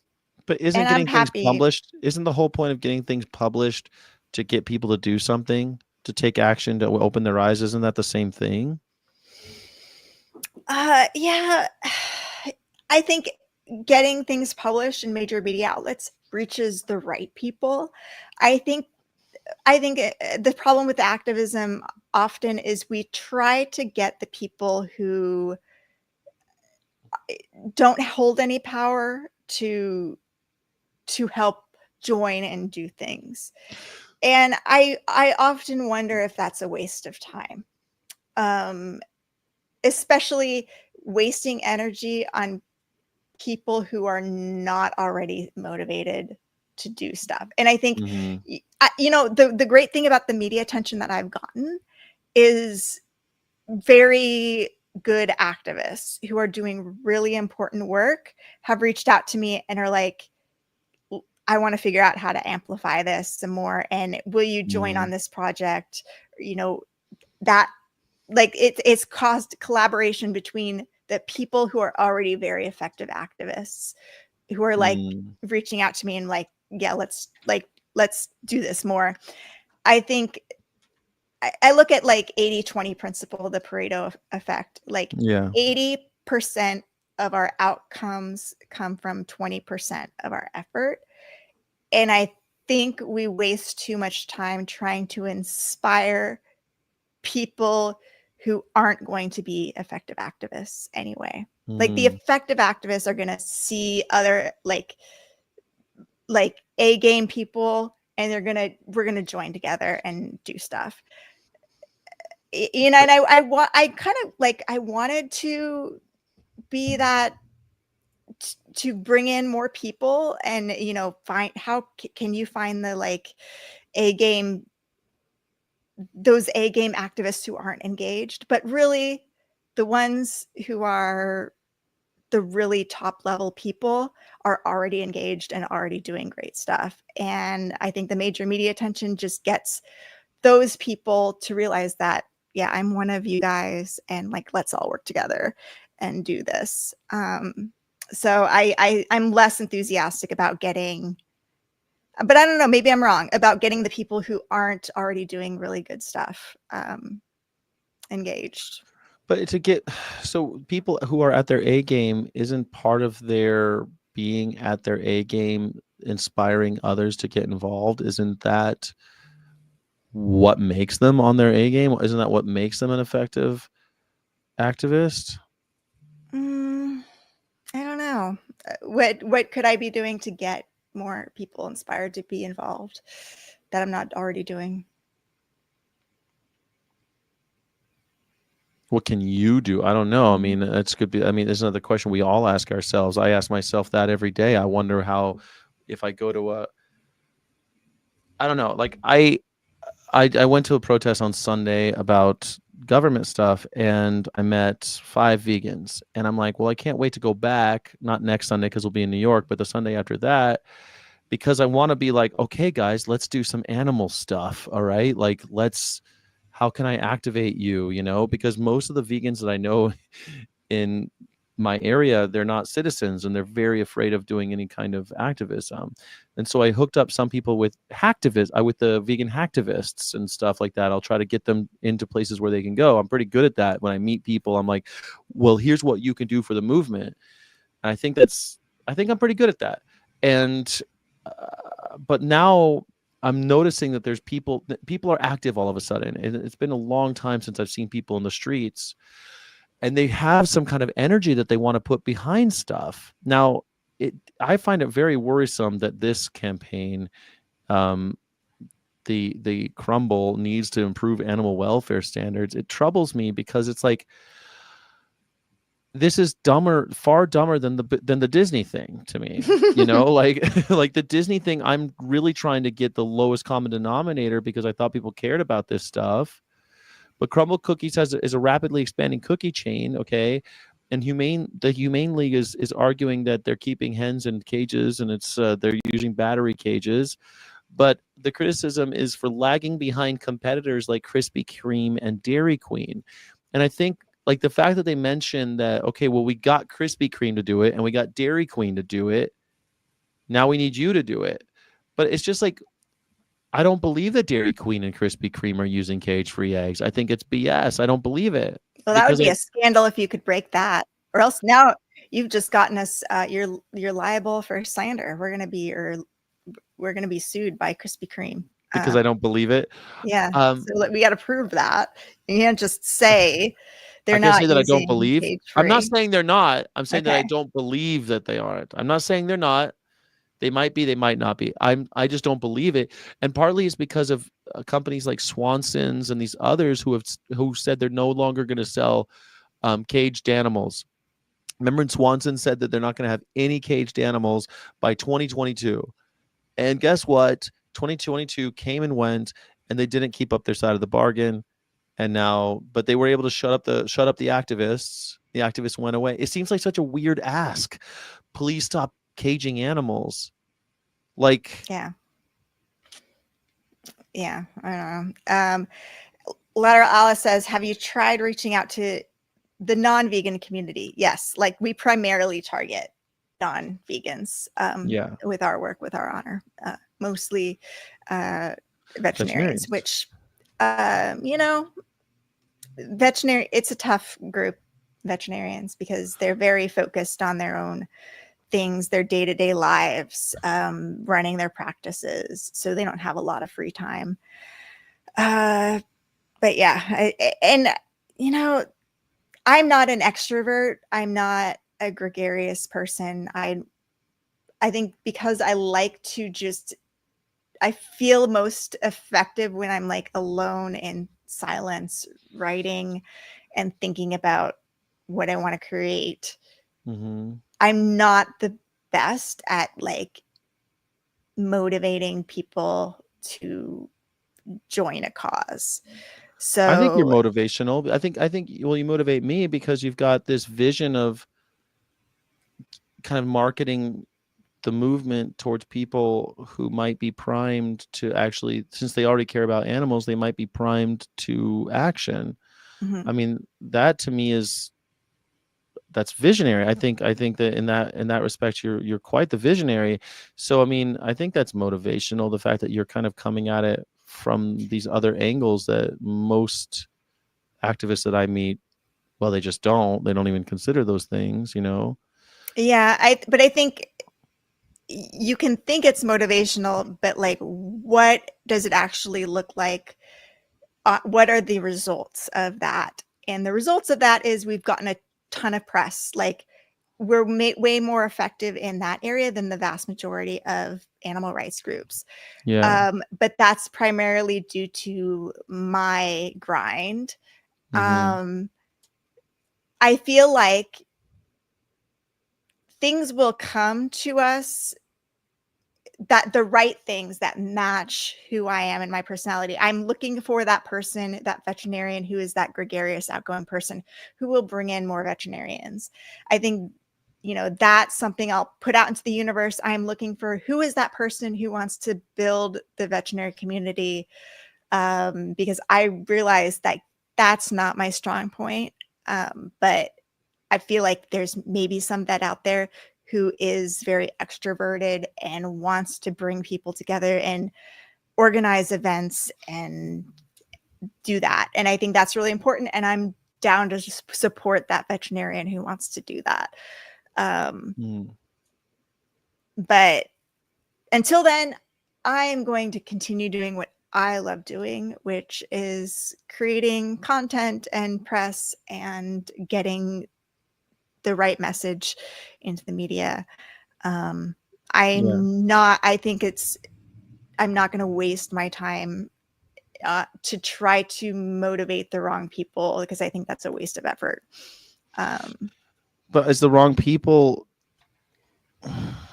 is it the wrong people, the people who are standing? I mean, wouldn't it be great if we can get some of these people who are doing something like the Crumble campaign or these others to switch gears and do? I mean, those are the right people, aren't they? Yeah, if we can redirect their efforts and energy into like a more effective campaign. Yeah, that's what I'm thinking. Even just go egg-free crumble cookies. That's a better campaign than Yeah, agreed. cage-free. So let's do that. So how Yeah, do I we mean, reach out to those people? we can just start hijacking. This is why I think we need to, not we, but just activists in general or vegans need to show up to these protests, because even though like if I went to the humane leagues and Crumble and was like, wait a second, what about cage free? You know, why don't not have any eggs? Why aren't we doing eggless? Maybe there's got to be a few people there that might join a different campaign. I don't know. Yeah. And that's how we kind of Would you feel be about. like poaching activists off of a campaign, and then would that kind of burn some bridges with some of these groups by doing that? Does that seem like a little unfair and a little like not good sportsmanship? If I thought we were in It feels- competition, I mean, are we in competition? I mean, I guess we are. I guess that's kind of the sadness of it all, that we're in competition with these organizations for donors, for we shouldn't bodies, be in for competition. I agree. Why are we all? Why does everything have to be a competition? Like, most activists I know are not only doing something with one organization; they're doing something with 3 or 4 organizations. Like when I was out there, I had something to do with. I was doing something with AV, something with PETA, something with the independent foie gras thing. I was always doing something. And yes, some of them I wasn't, like foie gras sometimes is really hard for me, because it's like saying, take this one thing off your menu.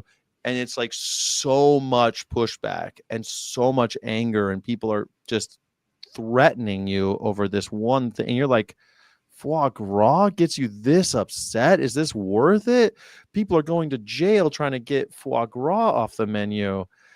Mm-hmm. But I got to think, well, if someone's not showing up for the animals, then how am I ever going to convince anybody? I need to rally. I need to be rallying the troops, get people up, get people going. Maybe some of that energy is going to be wasted, but yeah.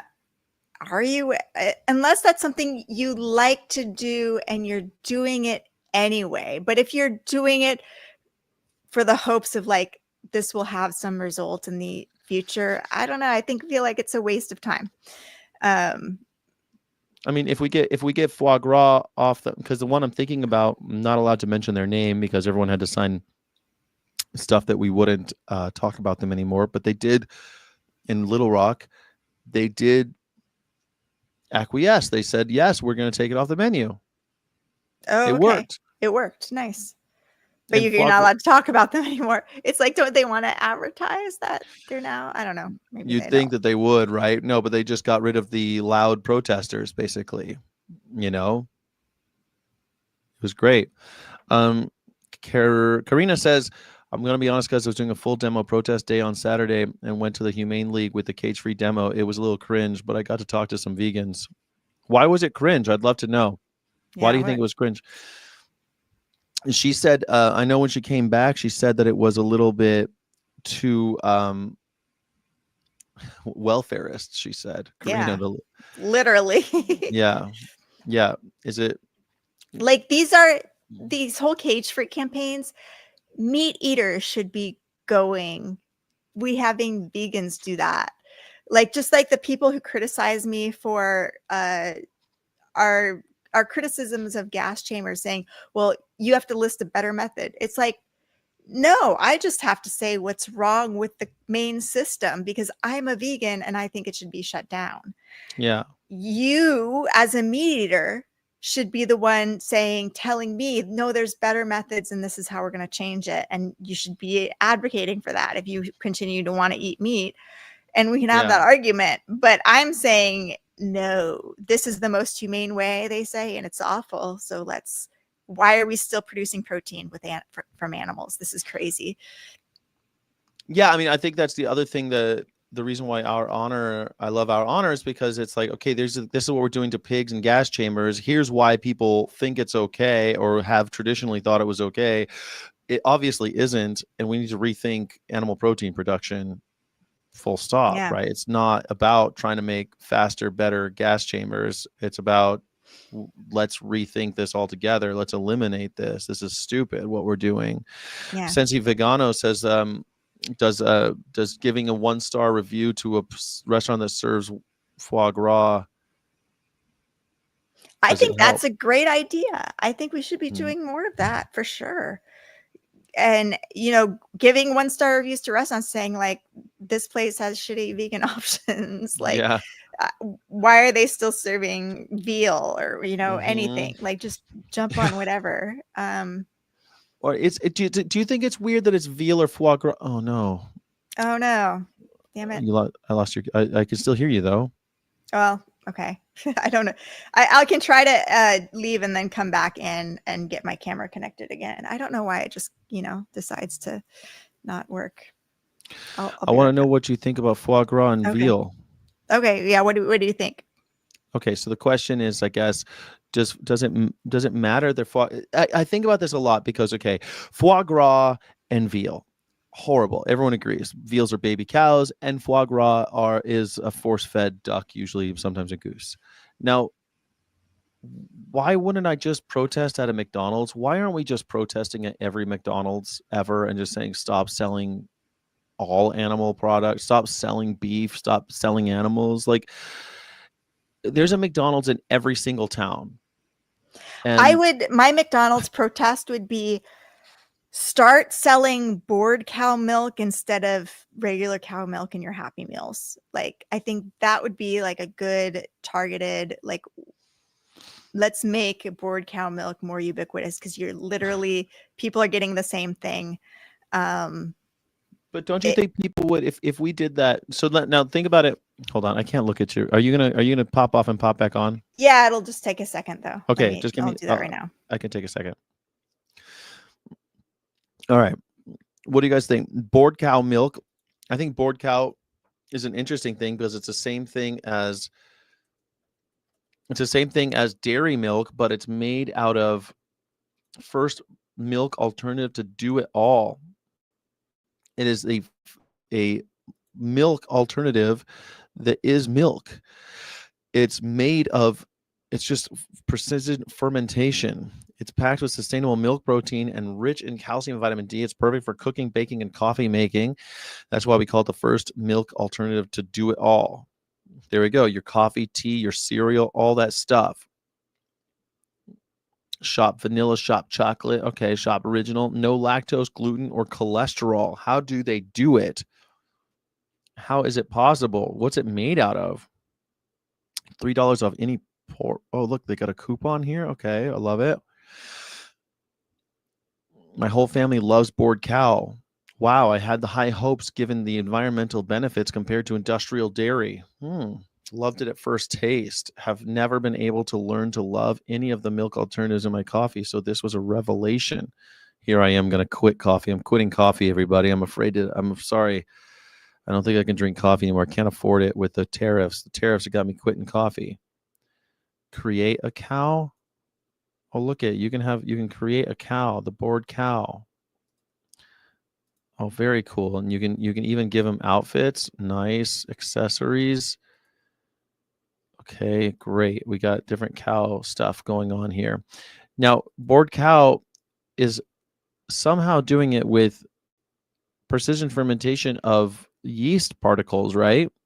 And they're able to get cow's milk that isn't cow's milk somehow. It's pretty spot on, says board cow, says the thicker, richer, creamier, and this is HuffPost is saying that it's the new thing. It's a new sensation sweeping the nation. None of these work. Okay, the outfit, the accessories aren't working, but okay. As you can see, you can make your own. I made a Moby. I wanted my cow to look like Moby. He's got vegan tattoos all over.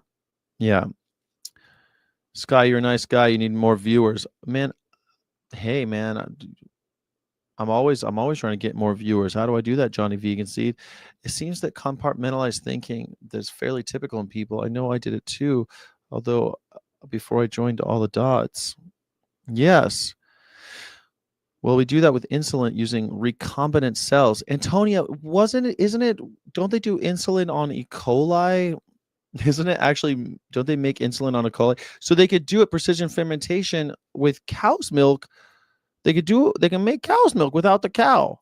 However, it might be a first step towards veganism. I'm conflicted. Personally, I don't really like it. It makes me feel kind of like a pick-me. It felt a little weird, like the bare minimum. It felt like almost confusing carnies into thinking exploiting animals is okay as long as animals aren't caged. Gives the wrong message. I totally agree with you, Karina. So then why are so many vegans signing up for that stuff, right? I don't get it. Why do so many vegans say they sign up to do it? I guess, show up to see if you can find some vegans that'll want to do it, want to do more. Okay, so the footprint is less water, generates fewer greenhouse gas emissions. Here's the cow pouring milk life cycle assessment. Our climate footprint: 96% less land, 67% less water, and 44% fewer emissions. How we compare: land use, water. Bored cow uses so much less, 96% land, 67% less water, and 44% less of emissions. What is LCA? Environmental impact. Okay, but I want to know like how they do it. Learn how it's made. Here we go. How it's made. Sorry, I don't know if I accidentally, I can remove myself if I remove into your, okay, there you go. Dairy from fermentation is here. Sound impossible, but it's actually really simple. We don't milk it, we brew it. Scroll down to learn how. Microbrewery that makes milk ingredients. Wow. We ferment sugar into whey. No cows, no factory farms needed. It's like magic. So they use like barley? If we put this in Happy Meals instead of, because right now kids' Happy Meals, they can choose between soda or milk. Obviously milk is the healthier choice here, and we could do like oat milk, but that doesn't have the same amount of protein as cow's milk. You could do soy milk, but soy milk might taste weird to kids who don't already eat soy milk. Also, people talk too much trash on soy milk, right? Yeah. So there's like the government has, not the government, but the industry has talked so much trash on soy milk now. I don't want my kid drinking soy milk, gonna get those soy boobs. Yeah.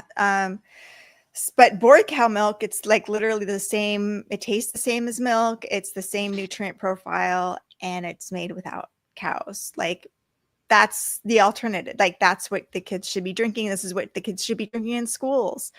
So get that on menus. We're basically doing free marketing for bored cow. Like don't get paid by them at all, but would do free marketing for bored cow might be a good way to take on someone like McDonald's. But okay, so now just to play devil's advocate here though, Crystal, aren't we doing something a little bit like Crumble, like Humane League there? We're not asking them to stop selling animals. We're saying, hey, just change the milk. Yeah, that's this, like what Crumble Cookies is doing. They're not moving the needle at all because they're just going from caged eggs to cage-free eggs, which makes no difference. If you remove cow's milk and replace it with cow-free milk, that's a huge change. Like that normalizes animal-free products. It supports animal-free food production. The Crumbles Cookie campaign is not supporting animal-free food production. That's right. So it's only supporting, it's literally putting money in the pockets of cage-free egg farmers and normalizing the idea that cage-free is better. It's harmful to our movement is what they're doing. And it's literally doing free advertisement for cage-free egg producers. And sort of for Crumble too, right? Do people even know what Crumble is? Absolutely. Like it's I mean, I think it's weird to be asking Crumble to do cage-free. Cage-free, man. One time I had Mercy for Animals on my show a long time ago. And it was hard because it's like everybody on the show, there were 3 people from Mercy, and they were all vegans and they all abolitionists. And they're saying that this is a step to that. There's no, I don't understand how they think it's a step to that at all, because research has shown that even if we push for higher welfare reforms, it actually slows down, like people are less likely to go vegan because they think the animals are treated well. So that's, I hate to see vegans doing free advertisement for animal producers. This is the thing too is that I'm going, when you ask for abolition, they give you welfare anyway. I don't understand why you would ask for welfare. That's what they do. You say, I want to abolish this, and they say, well, what if we do no cages? And they tried it. They always negotiate with themselves anyway. Yeah. It doesn't seem like it's useful. All right, but Crystal, this is where I'm going with this, because I'm like, okay, well, the Disney thing was the same thing. I want to attack Disney because we stop using fireworks. We have an alternative that a non-painful way doesn't hurt animals, do people care enough about? People don't care enough about this. Throughout all this whole live stream, like we have this like Save Pluto campaign thing going, and still 57, not a single additional person has signed on to our letter. So I feel like it's a waste of time. We have 57 people watching, and we have 57 people who have signed, but I don't think the 57 people who are watching all signed. Yeah. So I don't know if you want to start moving on to writing and what you got going on. Yeah, of course. I think that might be a good use of our time. Instead of whining and complaining, this is the wine stream today. We're just whining. Like Harvey Weinstein. Well, you seem a little down. I'm just tired. I worked all day today, and it's just you're making me sad. It make me feel like you're losing the I don't know. You're making me worry about you a little bit, to be honest. Oh God, really? Yeah, because I'm afraid that like you're I don't know, losing the dream. I don't know. Like it's yeah, I don't know. Just because one doesn't work doesn't mean that we can't have another. I guess it takes a while. I'm not signing until I get off the stream. You're not signing until you get off the stream. Okay, at least we'll have one. Yes, that's a great name for a show. The wine stream. Yeah. I guess like I don't know. I worry because like not every campaign is going to work, right? Some are going to get traction, some aren't. I don't know how Humane League does it. How do they get so many people to show up for cage free? It seems stupid to me. Is it money? People just grinding, messaging people. And that's the thing. We haven't utilized our text on MailChimp enough. So maybe we should start doing that. Yeah, maybe we should. Start texting people and reminding people to do it and sign on and all of that. So that's a missed opportunity there. So yeah, if we have them. So what I have is I was working on a press thing for the fact that we're going to be in New York, and so I thought we'd look at that first because I think we can grab it real fast, and then maybe I can do I'm gonna share it to you real fast. Skip that. Hold on. See Heath. I'm just gonna share it to you right now, so you can see it. But I'll also put it on the screen for everybody else. But then I wanted to look at the other one, the one for Disney, just because even though you're not feeling the Disney thing, I still should get if you wrote it, like let's get it published. Like that's true. I'd like to try to put the link in the private chat so I can, because I can't see it on my screen. Of course I can. My Give me big 1 second, screen isn't please. working. I'm gonna see if try to get my big screen working, but I'm gonna do it right now. So this is a press advisory, and I've written press releases before, and this is kind of the same idea, but so Dr. Crystal Heath is going to be in New York. I'm going to be there too, but we want to make Crystal available for interviews and for meeting people who want to comment, so maybe we can get some press over there. The press advisory reads, Dr. Crystal Heath available for interviews in New York, April 12th to 18th. Actually, it's 13th to 18th, isn't it, really? Let me see.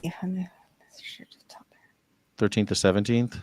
I feel like you have to, I would suggest opening with something like avian veterinarian available to comment on avian influenza outbreak in New York. Oh, okay, that's a good idea. I Because was just kind of nobody, keeping it. Dr. Crystal Heath, like who the fuck is that? She's famous. She did that Save Pluto thing, and now she's famous. Everyone knows who she is because we took down Disney's fireworks. It worked. We all need to vent, says Sensi. Absolutely. And being an empath is exhausting. You know, I guess to speak to that, I think it's exhausting being any kind of an activist is a lot like an artist. And because I spent so much time being an artist, I know what it feels like to constantly be throwing out, save me bottles into the ocean. Like I'm on a desert island and I write a letter and I put it in the bottle and I throw it into the ocean. And I don't know if anyone ever reads it, if anybody cares to read it, if when they open the bottle, if they do find the bottle, is it in the language that they can read, like all of these things.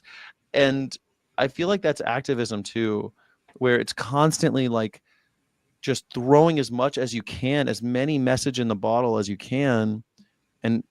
And someone will get it. Someone will finally get it, and you'll start, you'll be rescued and it'll go well. But it's really hard when you're on that island by yourself. One theme in my life is that throughout my entire life, I've had way too much grit, where I've stuck with things for too long when I should have abandoned them. Like from relationships, like I had a relationship with 10 years that was shit, and he was an alcoholic and awful. And I'm like, oh, I'll just stick with it.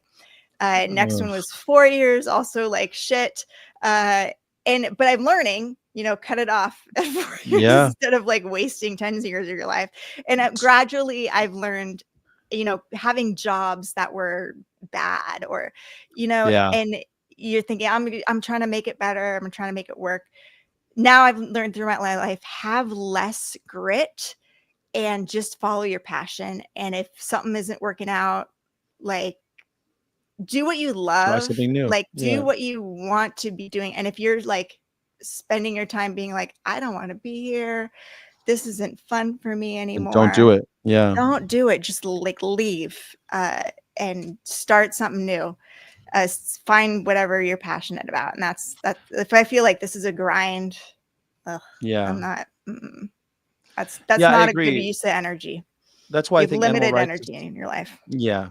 It's a finite resource for sure. And we should be using it for things that we care about.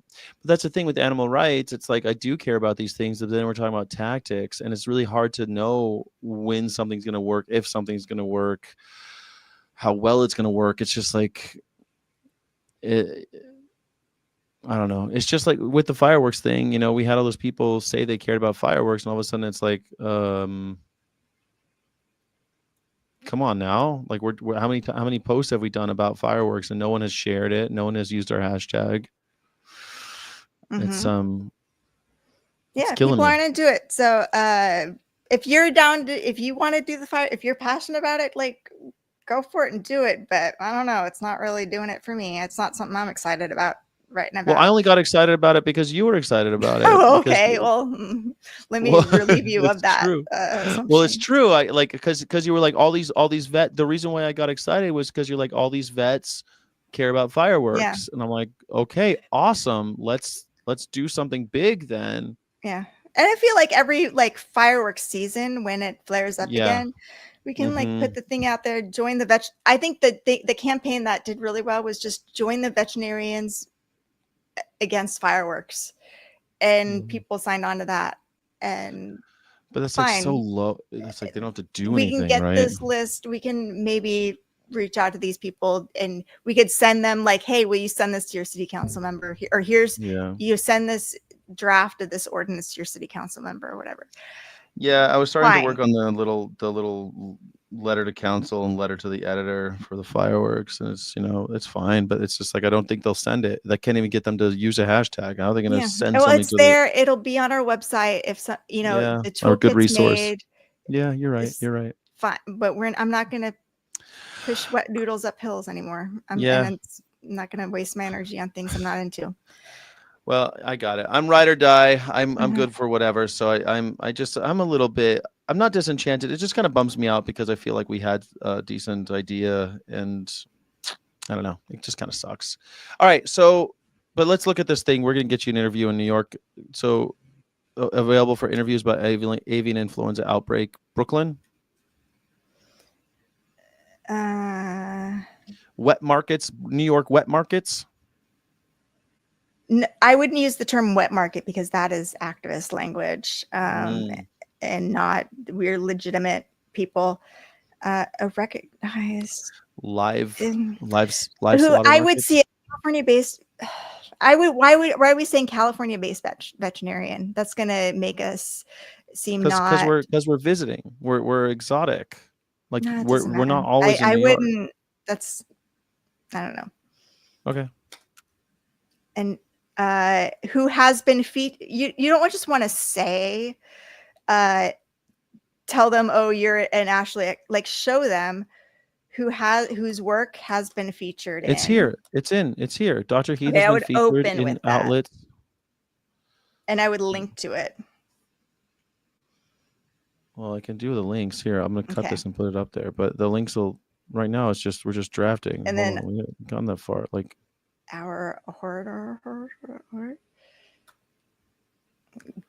ChatGPT did a great job on this. Well, it wasn't just ChatGPT. Okay. What do you see? What did you see? Was it our horror or something? Yeah. No. I just the whole thing. I'm just joking that it's very ChatGPT. Well, I mean, I'm not gonna lie. ChatGPT helped me. I mean, because I was writing about it, and I'm going, well, how the hell am I going to format it? You know, and I thought that ChatGPT would be pretty good because a press advisory, you know, it's not a. I don't know. You can follow all the other press advisories that I've written. Well, where are they? The many that I've shared in our chats. Okay. I can I could send them to you. They're in our press folder.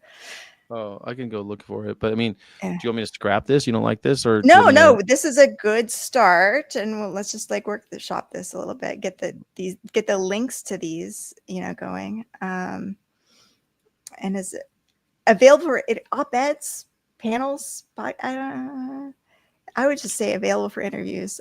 This is okay. Well, I thought about podcasts too, though. What about podcasts? That encompasses interviews. If we send this to a podcaster, they'll be like, "Oh, she's available for interview." So it sounds a little spammy if you say podcasts when you're sending it to a podcast. It sounds like, oh, is she just sending this out to everybody? Like, she's just ChatGPT a thing to send out to a bunch of people.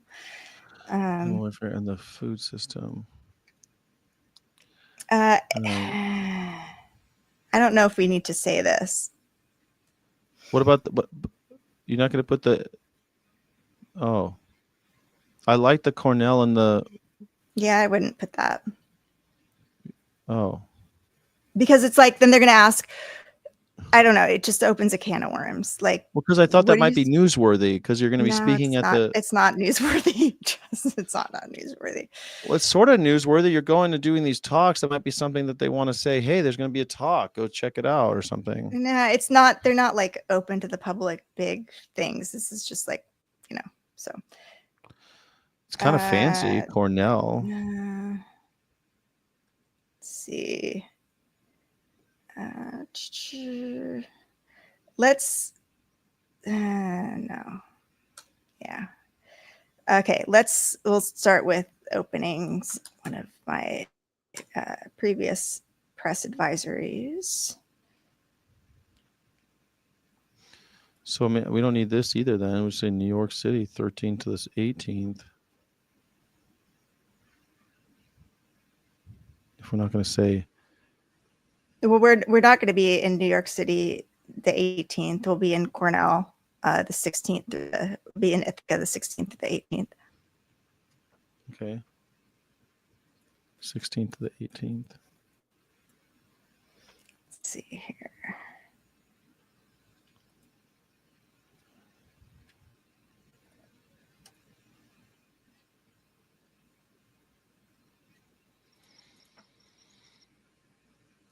I think we really have to highlight the footage.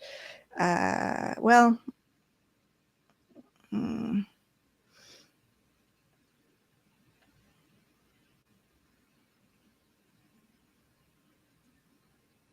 we could say, like, talk about our previous investigations, how we'll be investigating. Do you want to talk about because the live markets? Mm-hmm.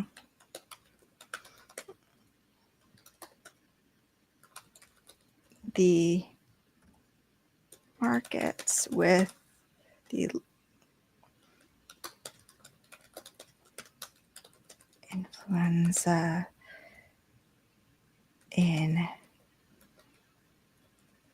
at Queens. My Q doesn't work on this computer, so I'm going to need you to. Your Q doesn't? Mm-mm. Yeah, I can do that. There, put it in. I'm trying to find the Time magazine. I don't know how you can capitalize that Q for me. That would be needed. Investigating local outbreak of avian influenza in Queens. Got it. Gotcha.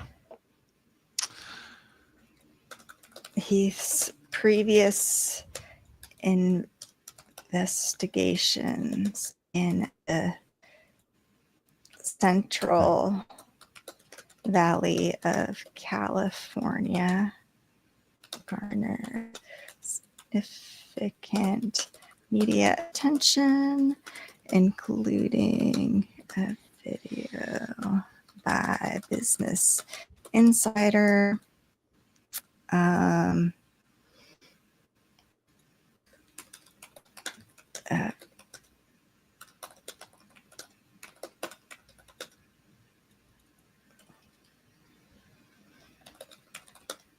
And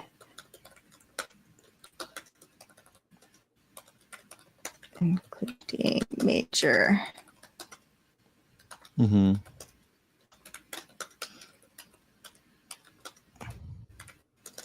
this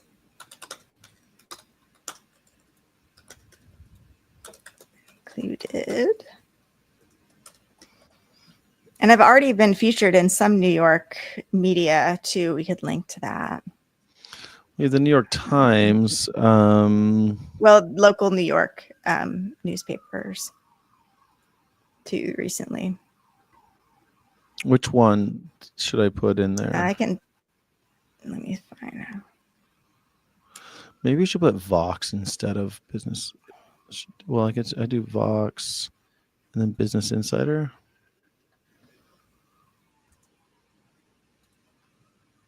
Yeah, well, I mentioned Business Insider down here, so you don't have to do Business Insider up there. Okay. And I can do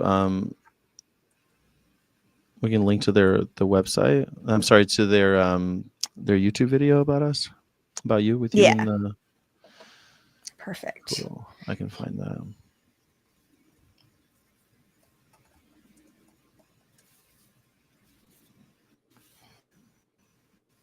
Why is bird flu worse than before and so expensive? Is that the one? 6 days ago. Yeah, that's it.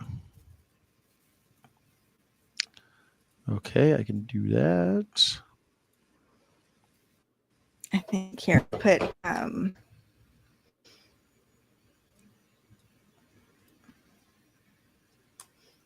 see if this will copy paste. Okay, yeah, that's the local news.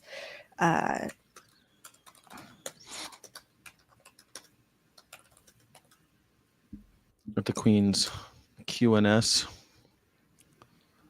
Is it worthwhile? I'm trying to figure out how to make it.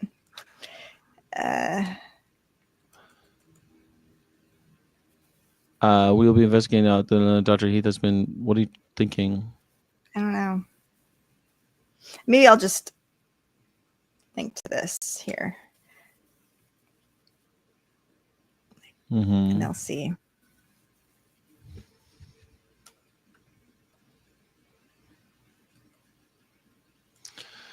Included a video of Business Insider. There it is. Okay, so footage of dead cows were featured in numerous local news stories, including major media outlets such as Vanity Fair. Do you want me to put the Vanity Fair link too? Yes, please. Yeah. Nailed it. Okay. Mm-hmm.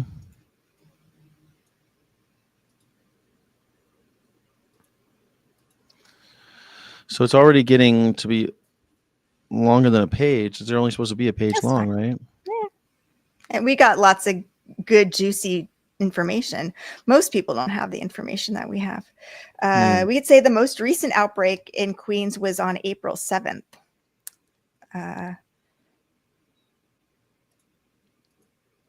They may or may not be aware of that. Let's see.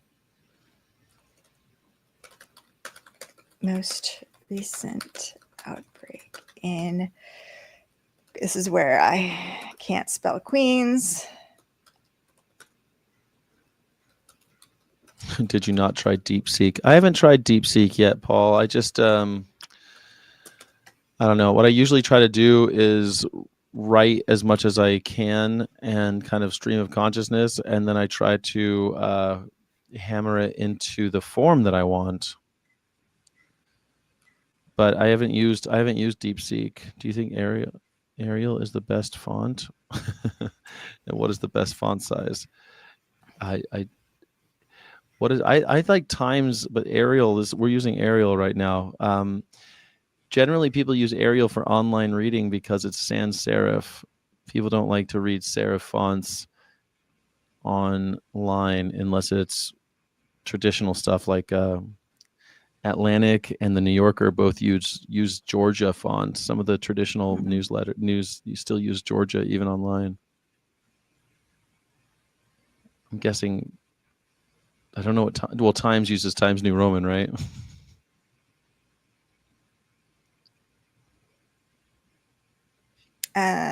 Cool. Let's see. Let me see if I can. Let's add the date to the top here.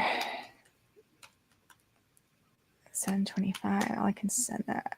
New York Avian Influenza Press. I don't see you typing. You're typing, but I hear you typing, but nothing is coming. At the top, change the subject.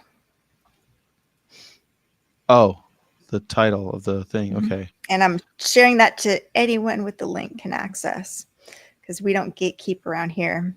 No gatekeeping. All right. I guess I won't put my phone number online yet. I'll add my phone number afterwards. Yeah, or I was gonna put mine on there anyway, so that you don't have to be bothered. But I mean, so what do we think of this? Do you have any feedback on what I've written so far, other than it being long? But I think that's just my style. It's not my normal 50-page Google Doc, but yeah, I'm more sensitive to the length. Hold on a second. But it's juicy. It's like, we'll be investigating the local outbreak of avian influenza at Queens Market, with the most recent outbreak in Queens occurring on April 7th. Dr. Heath, previous investigations in the Central Valley of California. When did you say California's Central Valley? Okay, yeah. Garnered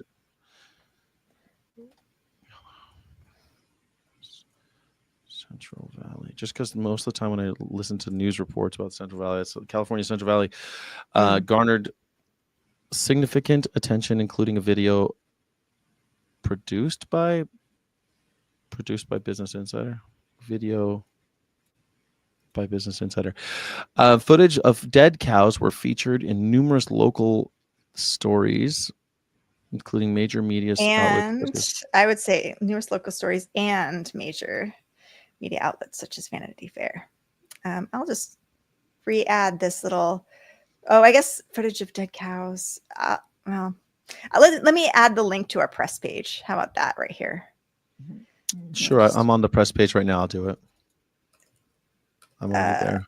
Well, I know the address. Yeah, but there you go. Right, cool. That works, right?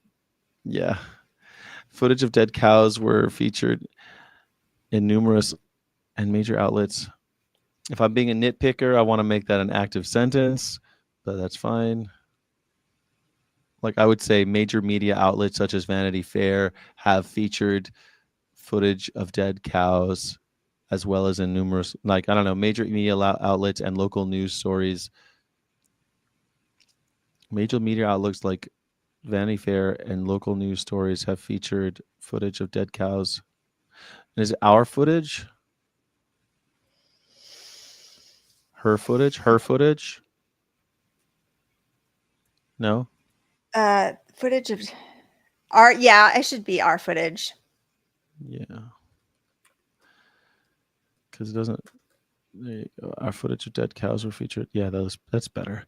Then it's our to start the sentence. And then more footage. This. Our documentation. Maybe I love documentation. Yeah, I was about to say documentation too. This footage included. Mm-hmm. There you go.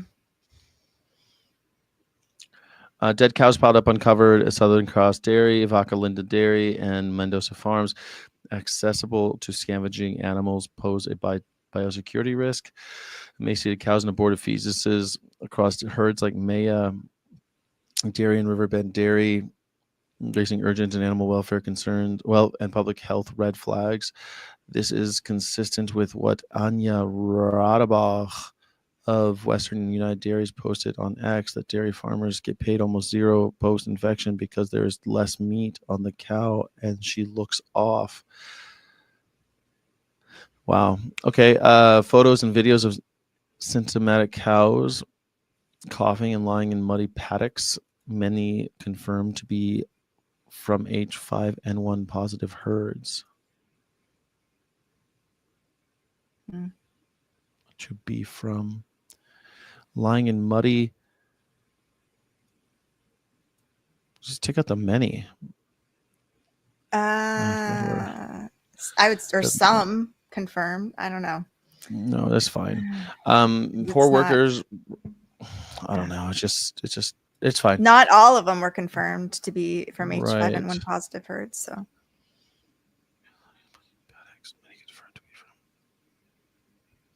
Yeah. To be from. Many confirmed. I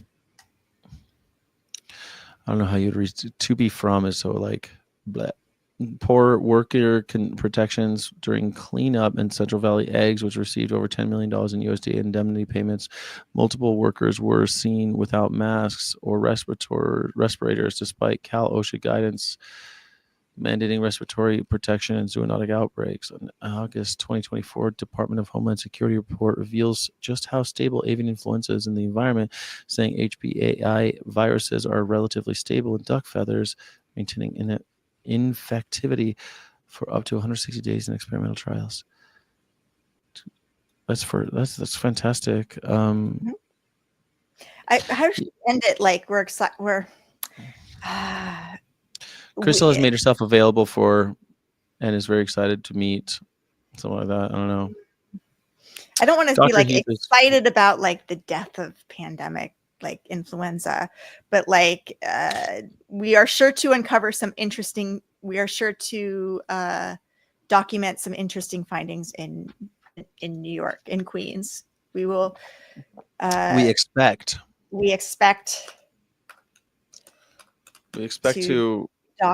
to document and uncover even more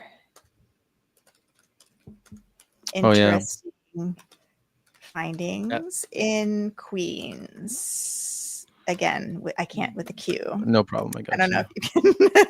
Yeah. It's funny because it gets there you go. In Queens.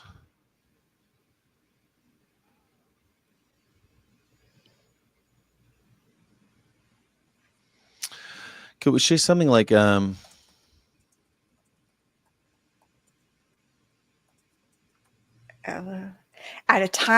the times of your convenience, at that's your what convenience. I was thinking. Mm-hmm.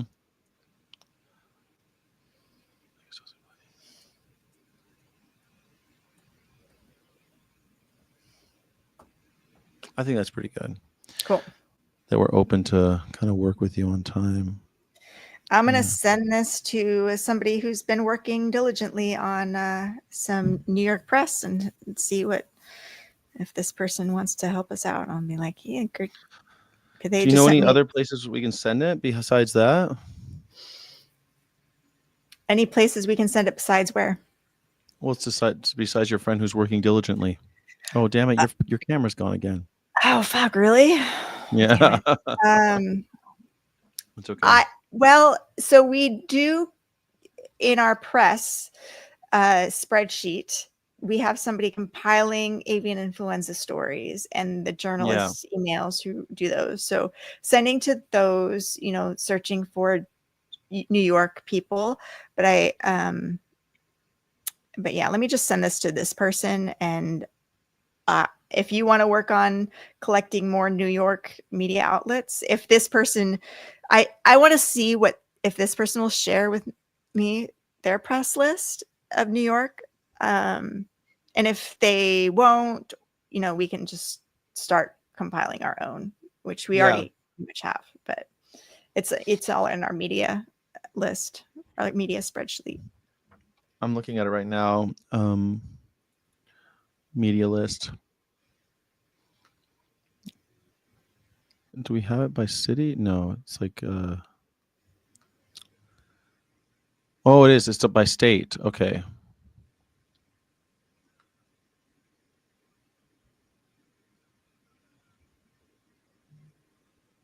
But it is not in.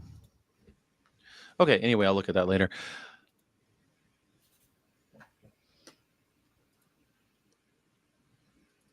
So before we go. Mm-hmm. Can you hear me? Yeah, I can hear you. I thought we could also look at the Sundown in Toontown about Disney. Okay. I mean, I will give it,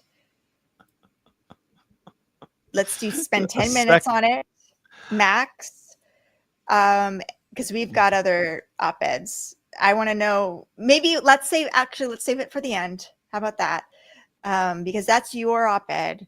It's not really related to current bird flu news and stuff like that right now. So which one do you want to do? We've got Daniela's, which still hasn't been published. Do we want to look at that over one more time and figure out where we want to publish it? Sure. Vets and avian influenza. And could we repurpose it for, I know you were talking about the egg roll, the Easter egg roll thing. When is that? It's in like a week. When is Easter? Yeah. Can we repurpose it? Like change it's Sunday, April 20th. So, it would be good. Maybe we can. Can you put the link in the private chat for this one? Yes. Is that the title we went with, Veterinarians and the Hidden Cost of Eggs? Yeah, I mean, this is how it was the last time we. Maybe we should come up with it. That's maybe why Newsweek turned it down. We got to open up with something. Because of the title, if they're not going to, we have to at least they might not publish the title, but the email subject has to be something compelling. And if I saw an email subject with veterinarians and the hidden cost of eggs, I'm like, if that's what they went with the subject, this essay isn't worth my time. I'm not even going to give it a chance. So you really let's think about what we could do here. That's a little bit more enticing. Veterinarians.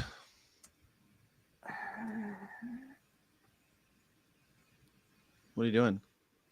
I'm just copying and pasting this into another document. Just if I want to completely overhaul this, I won't feel bad about destroying that draft.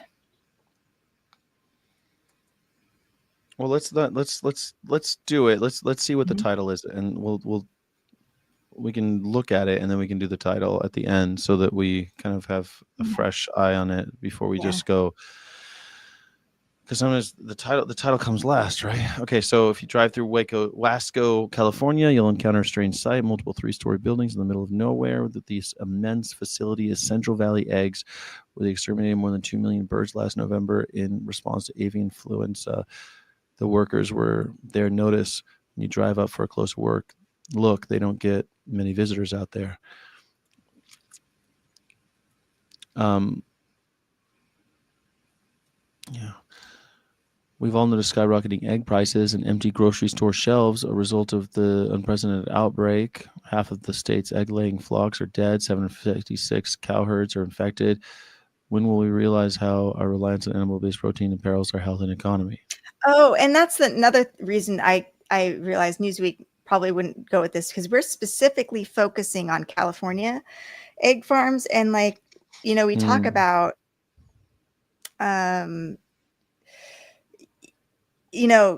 like the California's top bailout recipients, not even mentioning Cal-Maine Foods, the nation's largest egg producer. Like, of course, Newsweek is going to want something about Cal-Maine Foods, the nation's largest egg producer. And, here would be a good time. We could adjust this part and talk about, like, Cal-Maine Foods just released its earnings statement. They, tripled whatever the details were on that, $507 million in revenue, while we bailed them out.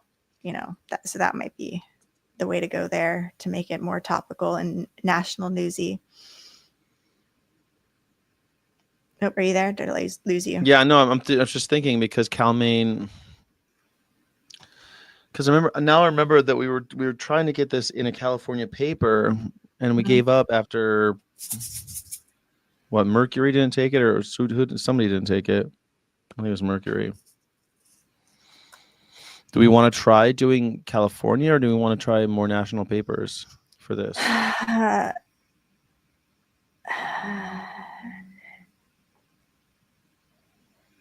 think we could. How many words is it? I mean, we could try Washington. 678. It's 678. Mm-hmm. We could try Washington Post with it, especially with the Cal-Maine, and if we could tie in. Although we start off in California, so maybe make it a California thing, since it's opens with California, and it's not really. Because it just feels like the Cal-Maine thing. Maybe we should write one from scratch for Cal-Maine, and we could talk about how. Because that's easily 600 words, and why the hell are we paying all these indemnities towards companies like Cal-Maine? Yeah, I mean, we could delete this first. I'm just gonna start here. I'm gonna share with you my screen. Let's if we're going to try to repurpose this one for. Okay, here's my new one. We can repurpose this for the Easter egg roll and Cal-Maine's earnings statements. Change what would be the first paragraph, and you can. I'll just kind of. I guess I would the first paragraph. I would say something like, where's my cursor?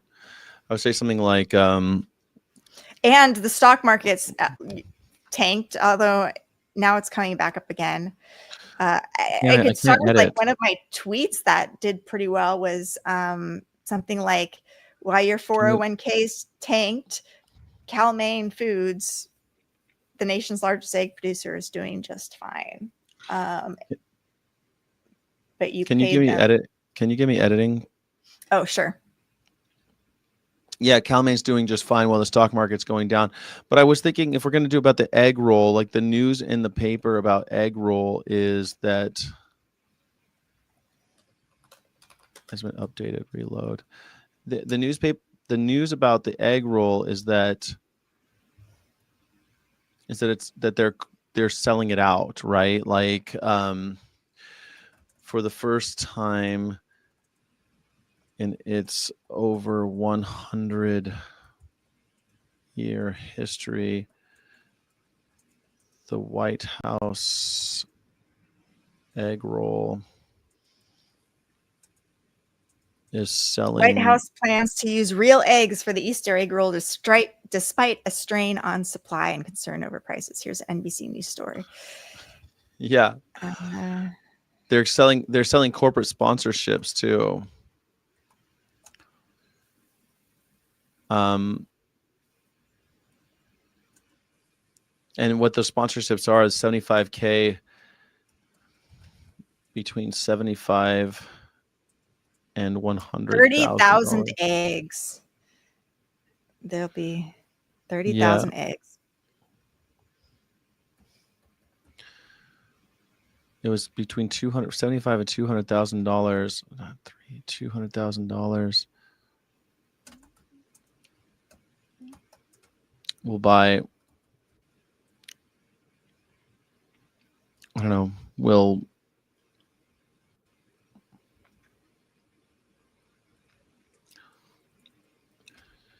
Well, it's right now. It's unclear. It's unclear what between 75 to $200,000 will buy you, but many theorize, many envision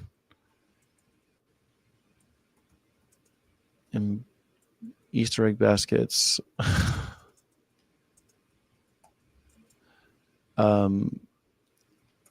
Emblazoned with logos.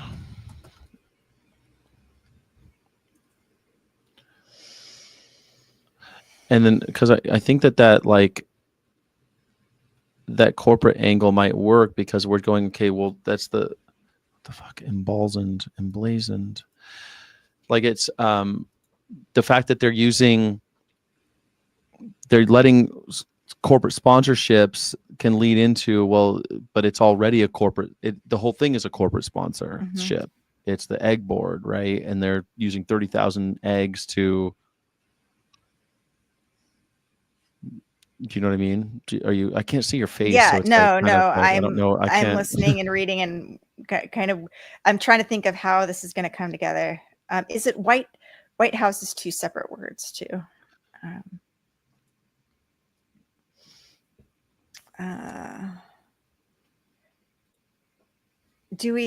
I don't like saying it's unclear what it will buy you. Do we know? Yeah, I mean, everything I've seen and read is what will sponsorships at the White House egg roll. Logo and branding opportunities, according to a 9-page document. Yeah. Yeah, everything I'm seeing online is that, this is not your grandmother's Easter egg roll. $75,000 to $200,000 with the promise of logo and branding opportunities. White House egg roll goes corporate under Trump.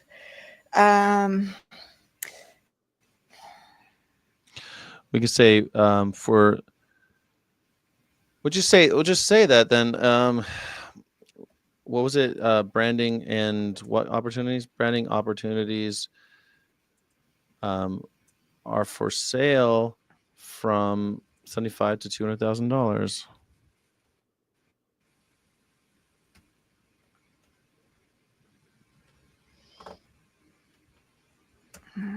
And we could say news outlets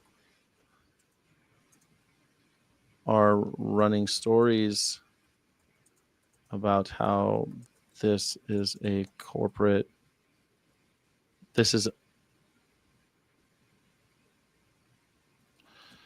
unique, but most won't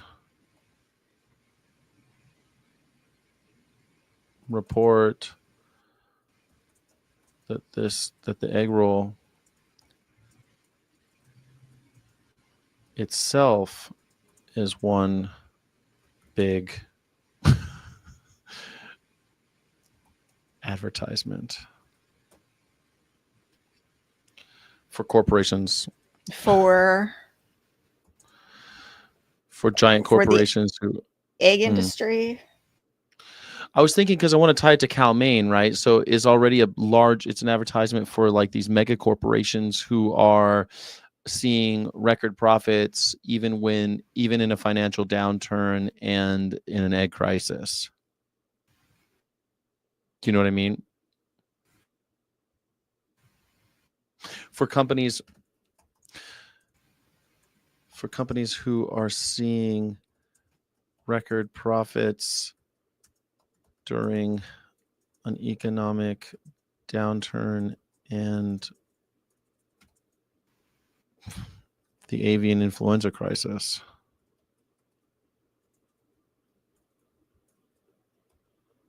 What do you think? Not a crisis.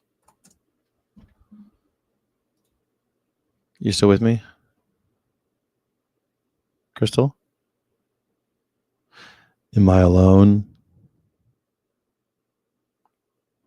Crystal?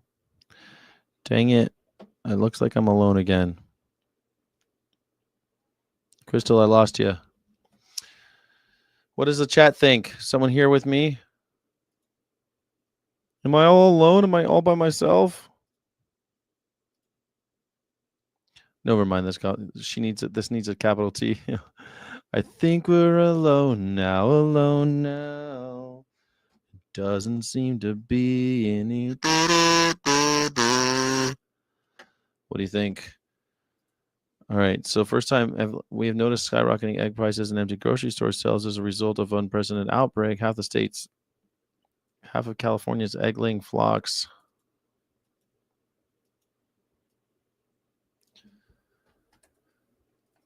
California's egg-laying flocks are dead, and 756 cow herds are infected. When do we realize that our reliance on animal-based protein? This is not something. I hate that line anyway. What do we got? Anybody here? Alone again, naturally, all by myself. Spend a lot of time on my own. What can I say? Crystal said that she likes spending a lot of time on her own, but I think the activists need a community. I think we need to have community for all this. What do you think? Do you think you can do it alone? Or do you think do you think it takes a village? Don't you think we all need to get together? The people united will never be divided. Isn't that more important to try to get people together and fight? I feel like we're stronger together. That's my feeling. What about you? Is that your feeling? I hope so. Alone by Heart. I used to like Heart. The Barracuda. Didn't Heart sing Barracuda? Ooh, Barracuda. All right. So I thought we could let me go back to this and see what we got here. Taxpayers have already funneled billions of dollars into bailouts for industrial scale animal agriculture. California's top bailout received by the Gemperly brothers, Pittman Family Farms.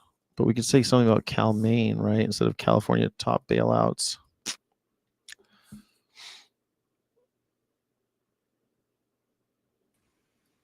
I don't know. And Cal Maine.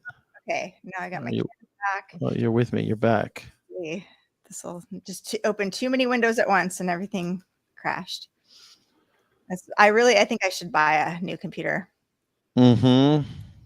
I get the M4 Max chip Apple computer. Might as well go hard. Are you shopping for one right now? Is that what you're looking at? You're looking at pictures of computers right now? I was. Is that why you had so many? Is that why you had so many windows open? You were comparing and contrasting? Maybe.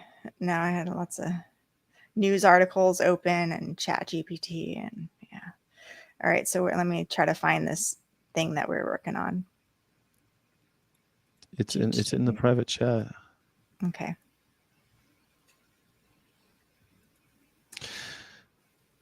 We've all noticed skyrocketing. No, but the private chat is deleted since I left. So, but I found it in my Google Drive. So we're good. Okay.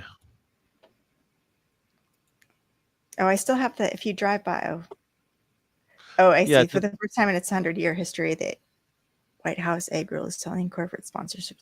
Is that really the thing we want to open with? Is there? It's just topical. I don't know. It's something about Easter. We're starting. What do you want to say? On the 3 days after the death of Christ, he emerged from his tomb. to I'm just see thinking, the Cal-Maine logo. I guess, yeah, that is the 3 days after Easter, 3 days after Good Friday, Jesus performed his final miracle and returned from the grave. And ever since, America has hosted an egg roll on the lawn of the White House.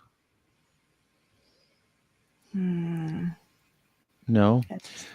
I think I think we should open with the stock market news and how Cal-Maine's profiting while you're forced to bail them out. I think that would get people's attention more than it. Like, this is a good like second paragraph maybe, and like what like these corporations still get this marketing spectacle while you're while your 401k is tanking and while your 401k tanked rest assured last week. Rest assured, some companies. Rest assured, the billionaires, the billion-dollar corporations are some billion-dollar corporations are just fine, are doing just fine. Rest assured, some billion-dollar corporations are doing just fine. In fact, well, $44 million of your tax dollars went to Cal-Maine Foods to bail them out for avian influenza. They made record profits due to the rising cost of eggs, triple what they made this time last year, earning $503 million in their quarterly earnings. Let me see if I can come up with what the exact numbers were there and the source. Taxpayers, because I think that's what's going to make people angry is like, yeah, these billionaires are doing just fine while now I don't have a retirement. Is there an E at the end of it's Cal-Maine, like Maine, like the state, right? Not I always forget that too. Taxpayers gave $44 million to tax Cal-Maine in the form of in order to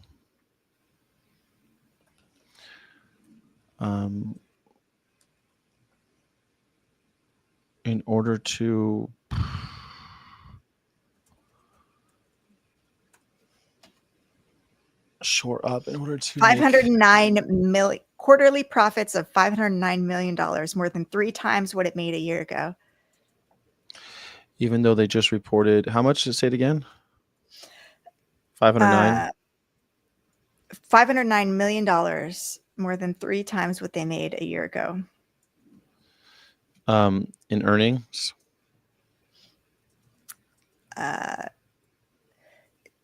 Quarterly profits of $509 million. Profits, damn. Trending hashtag animal cruelty on Twitter. So sometimes I think that that's not trending for everybody. I see that and I'm like, is it just for you, animal cruelty? Like, how is it trending now? What does that mean? Everybody check your Twitter. What is trending as far as hashtags? Yeah. Even though they just reported quarterly profits of $509 million, more than 3 times what they made year over year.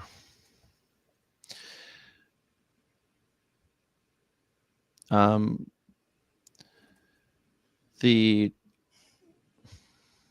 taxpayers did this out of the goodness in their hearts.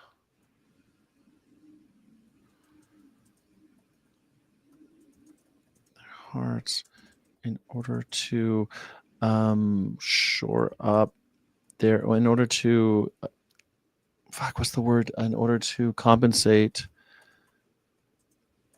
for Cal-Maine's risky business practices. High risk business practices instead of risky. Or I don't know if we want to go with risky, like risky business. Like I kind of like the that. movie. I like that they're involved in a risky business, high risk. Because I mean, Okay. if you ever see the movie Risky Business, Yeah. I mean the pimp comes to kill him, right? Cal-Maine's high risk business practices: keeping millions of birds, genetically similar birds, Even in though they just close reported, confinement. I would say, wow.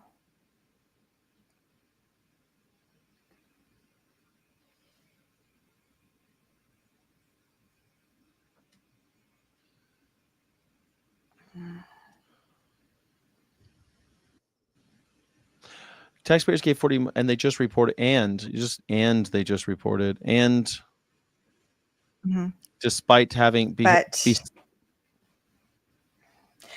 like taxpayers gave $44 million like last year. In return, like, I don't know. I want to make this transition.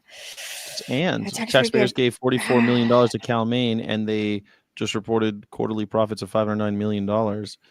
How come we're not making that? I feel like we have to like draw attention to the unfairness of it. I feel like let me just sit and ruminate about this for a little. You can move on with what you're thinking. I'll come up with a good way to taxpayers make that transition. Their hearts. Or to compensate for Cal-Maine's high-risk business practices, keeping millions of genetically similars in close confinement. Okay, so, and then we could do this like,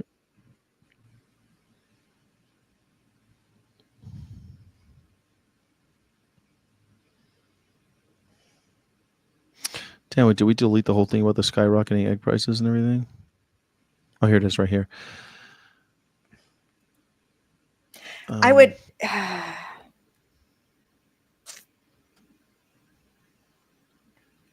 my tweet was like, your 401k is tanking, but guess who's thriving? Cal-Maine Foods, the nation's largest egg producer, got $44 million of your tax dollars. So it points out like that trend, like, how are you doing? Shitty. Well, Cal-Maine Foods got 44 million of your tax dollars for losing their birds.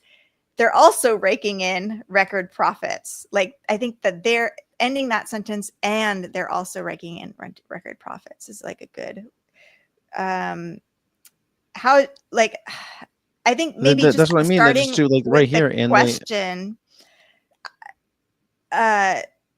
Starting with the question, your 401k is tanking. Is your 401k tanking? Guess who's doing just fine?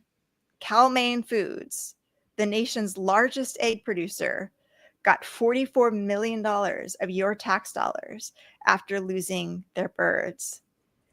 They're also raking in record profits, and their stock price is soaring thanks to higher egg prices.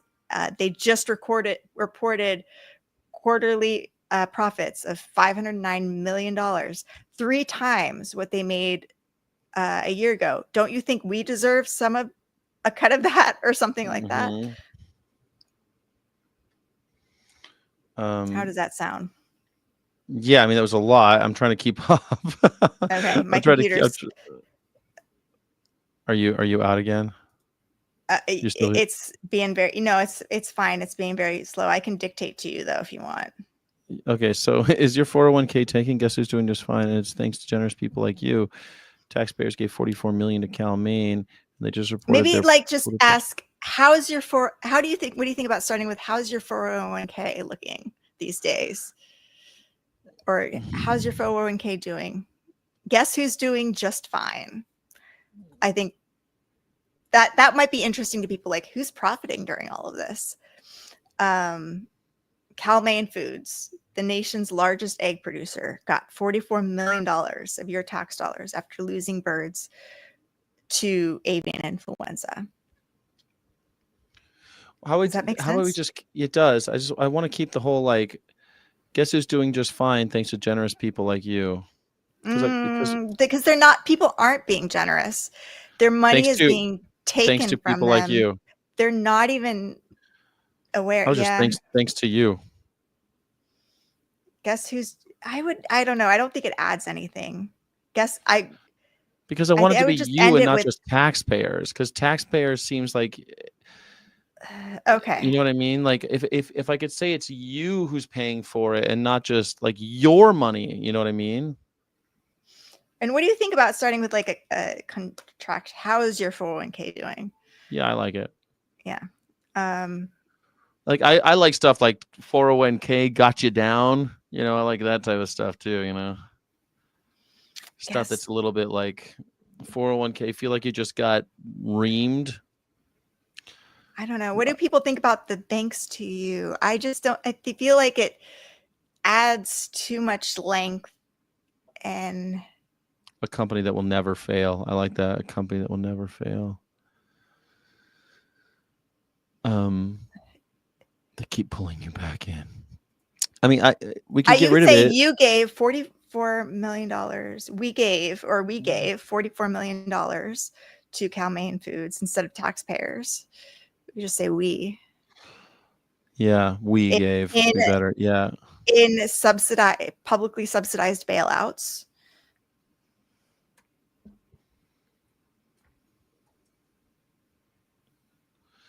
But I don't even know if everyone knows what Cal-Maine is. Do people know what Cal-Maine even is? The nation's largest egg producer. That's why, like, Cal-Maine Foods, the nation's largest egg producer.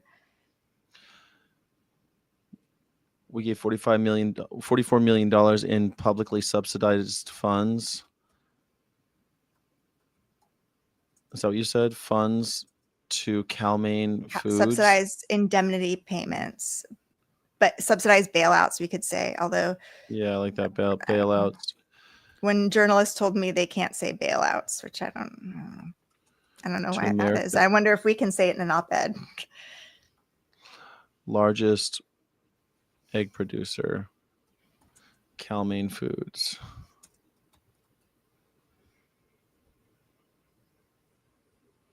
And I start with, guess who, I like. What's up? But guess who's thriving is like shorter than doing just fine. But guess who's thriving? I feel like that's more MAGA. Make America great again. Guess who's thriving? Like, I just like the punchier. And I say Cal-Maine Foods, the nation's largest egg producer. I don't know. That's how I feel like, because then Cal-Maine Foods, the nation's largest. We gave that. I don't know. Who we gave $44 million. Why don't we just say America's largest? I like it, putting America's largest. Are we talking about North America, South America? Oh, come on. You know who we're talking about. The nation. What are we which nation are we talking about? Are we talking about Germany? What nation are we mean? Which nation? America's largest. The US. Yeah, okay. Food. Largest egg producer. Just received, or what are you saying that got $44 million of your tax dollars after losing birds to avian influenza?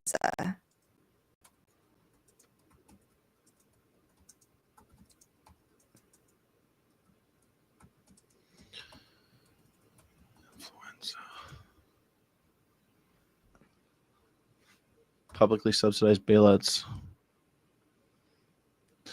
No, then we just say after exterminating their birds due to avian influenza. Because where are we saying losing? Why are we toning it down? Their birds due to should we say hens? They're hens due to avian influenza.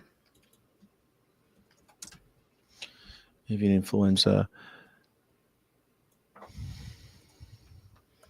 They just recorded quarterly profits of $509 million, more than tripling. Also record profits. How about that for a sentence? They're also raking in record profits. They What was it? Meanwhile, they're also, yeah, that's fine. Raking in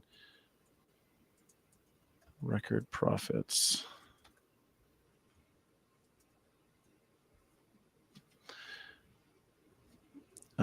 Tripling their year-over-year reporting. Year-over-year, is that an accurate account of? When you do year-over-year, because it's what they made this quarter last year, that's what you do YOY. But we don't have to say that. This is what we would like year-over-year. That's what they're tripling year-over-year so far, because it's quarter for quarter, right? They're tripling what they did last year, first quarter last year. So we could say Q1, their Q1 profits. Maybe we should. I really like the language of just like, okay, what is the thing? More than 3 times what it made a year ago. More than 3 times what it made a year ago. I was just pithy, get to the point, no jargon, no year over year, no just more than 3 times what they made a year ago.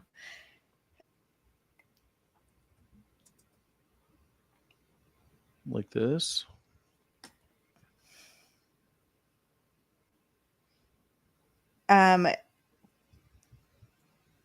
I would start with the reporting quarterly profits of $509 million, more than 3 times what they made a year ago.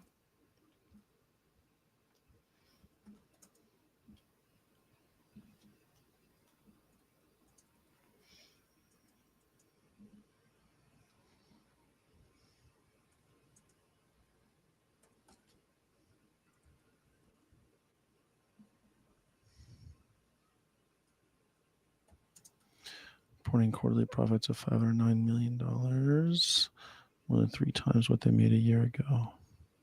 Okay. Cool. How do we feel about that?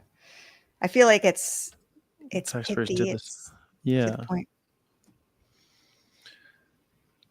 Taxpayers got nothing back for this. What did the taxpayers get from this?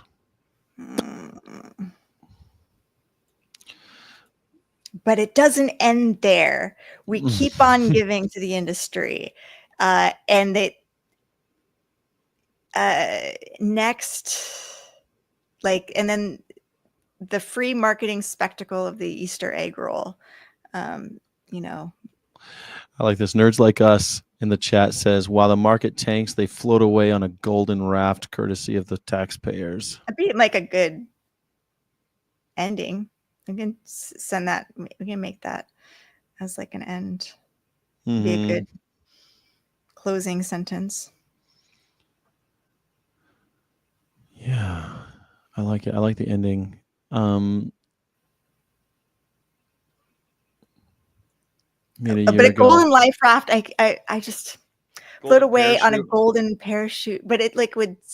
I always think golden, like it would sink. Or like the parachute would fall. How about a golden nest to make it more bird-like? It's a nest of golden eggs or something like that. The taxpayer. I guess a gilded raft. I don't know. Float away, fly away. I don't know. Maybe I'm thinking about it too hard. We are continuing to prop up the whole industry built on risky or high risk business practices. I like risky business, high risk business practices. But we're not done. How about that? But we're not done. And we're not done.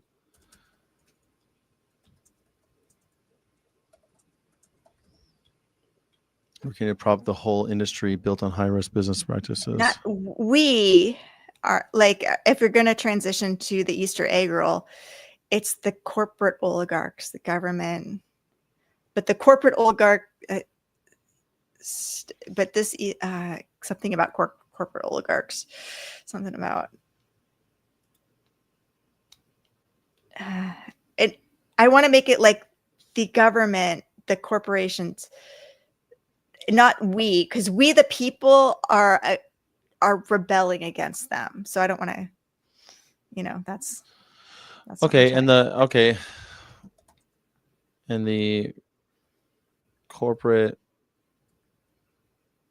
government partnership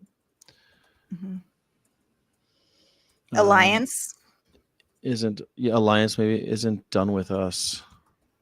Isn't. Hold on. Alliance isn't through with us. They will. We can workshop that isn't through with us a little bit. They have a major event coming up. This might be next paragraph. I'm just gonna start that corporate. I'm gonna delete the and here. Wait, hold on. They're continuing to fleece the American people, and they even have a major event coming up. While they continue to fleece the American people. Is fleece speciesist?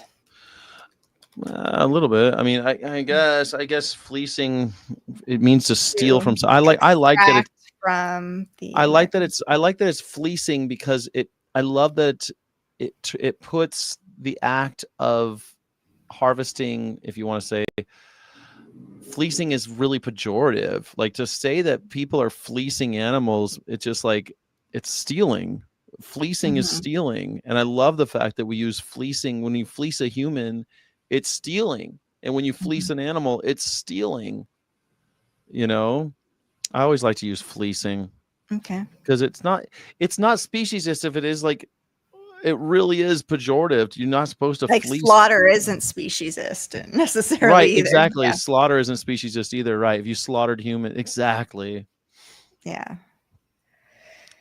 And plus, fleecing is like ripping us off, taking advantage of us, tricking us. Mm-hmm. And you have a major event coming up. Come on, let's Do we need to say a major event coming up, or should we remove those extra words? The Easter egg roll, the marketing spectacle, the PR. I wrote a bunch of stuff about the turkey pardon that maybe I can pull from some of that language of how I describe this like marketing spectacle. Fleecing Americans while feathering their own nests. Kind of nice. By feathering their golden nests. Yeah, I like that, the golden nest, because it really is like a golden goose thing, right? Like, they really are doing a golden goose where the golden goose, he kills the goose to get all the goose egg, get all the gold. He destroys it to extract all the wealth. You still there, Crystal? Yeah, I know. I'm still there. I'm looking for my language. Yeah. Your camera's dead again. Down. Yeah. Oh no, it died again. Oh God. Yeah. Corporate government alliance isn't done with us while they continue to fleece the American people. They even have a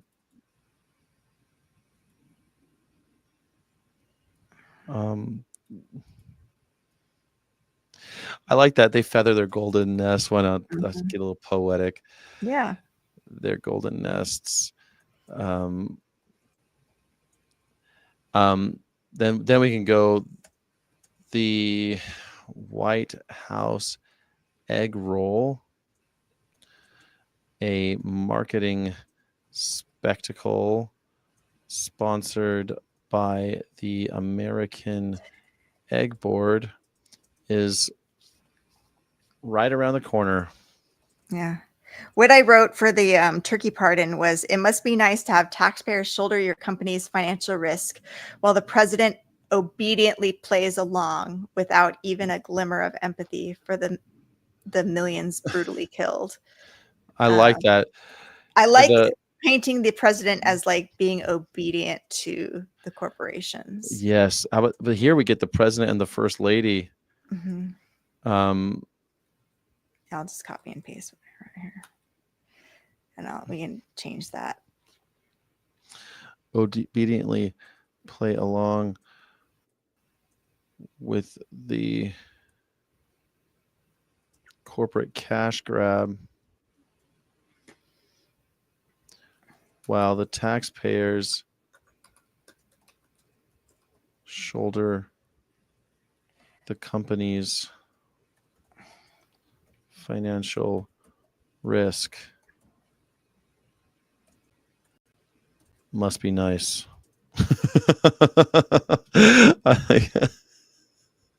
Must be nice. And then we can do 30,000. You said how many eggs? 30,000?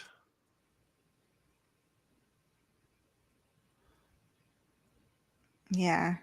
Will roll on the White House lawn. Children obediently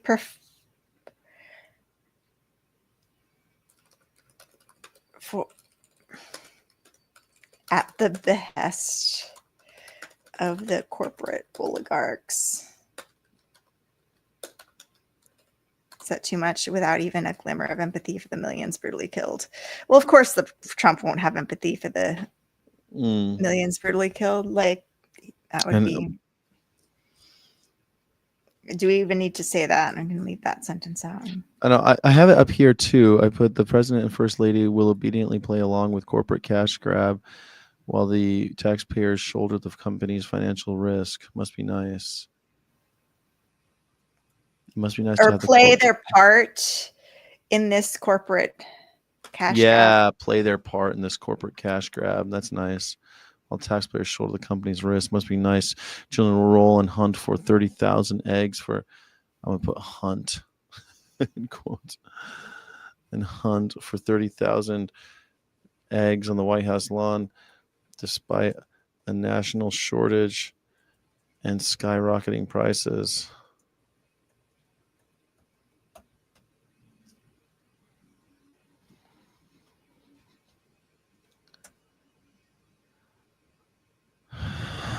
Marketing spectacle. This charade is all to reinstill. And I would change corporate cash grab to corporate marketing spectacle. It's already, marketing spectacle is already used. Oh, damn it. Where the is White that House used? egg roll, a marketing spec, just one sentence above you. In this First lady corporate masquerade. I mean, because I use charade down here. Maybe it's a corporate, I don't know, smoke show. It's a snow job, a corporate snow job. What's a snow job? A snow job is when you create a bunch of bullshit, like a snowstorm. You create this bullshit mirage so that people can't see what you're actually doing. A snow job. This is really a snow. Let me look at the. I think it's a snow job. Okay. But a snow job, a corporate shit show, a corporate dog and pony show, corporate circus act. Children will roll and hunt for 30,000 eggs on the White House lawn despite a national shortage and skyrocketing prices. This charade will reinstill public trust in an industry that has brutally killed 166 million.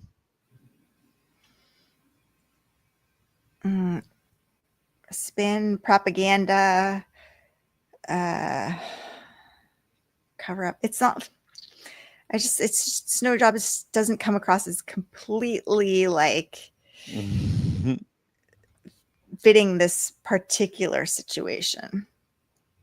But like propaganda, PR campaign, you say a deception or concealment of one's real motive in an attempt to flatter or persuade. That's no job. How do we feel about PR, corporate PR campaign? PR campaign, corporate PR.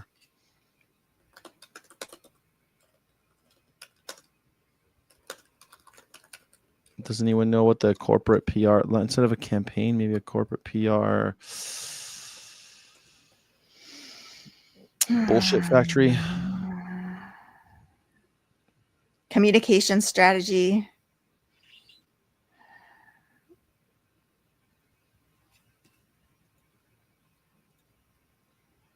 Marketing strategy. Do we have that in there? No. We have marketing spectacle. Yeah, marketing's already in there. Corporate pantomime. Phantasmagoria.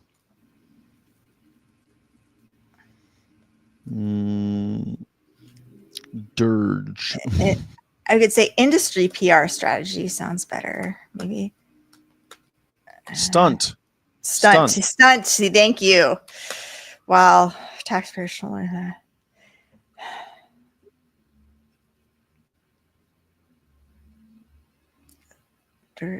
Yeah. Cool.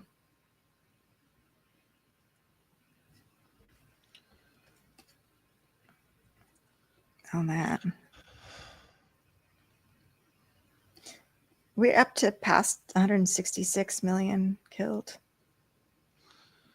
I don't know. I heard 166 million today on one of those things that I watched. I don't know. Now it's in my head. I don't know what the actual number. 175 million. It's like. You can link to the thing. I know it's 6:14 and it's getting late. It is. I don't know how are we feeling about. My feet are kind of. Well, I can rework it tomorrow morning too. We can like kind of get more into it if we want to retool this for the bird flu. I mean, for the friggin' the egg roll. Yeah, I think we should try for the egg roll.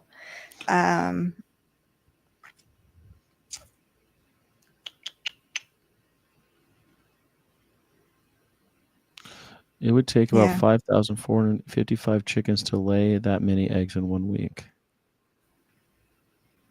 Wow, that's insane. That's what nerds like us. It would take 5,455 chickens to lay that many eggs in 1 week, the 30,000 eggs. Wow.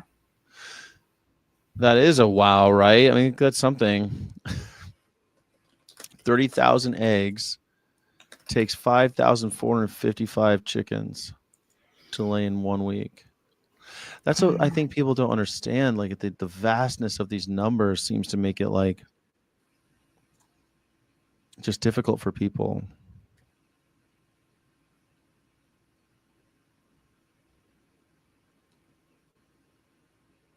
The Great American Egg Grift. I like it. The Great American Egg Grift.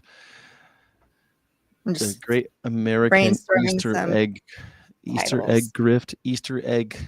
How do you take your egg still? I think it's yeah. How do you take How do we work that in? In 6 slices, I take them raw. So gross. Well, yeah. I have to.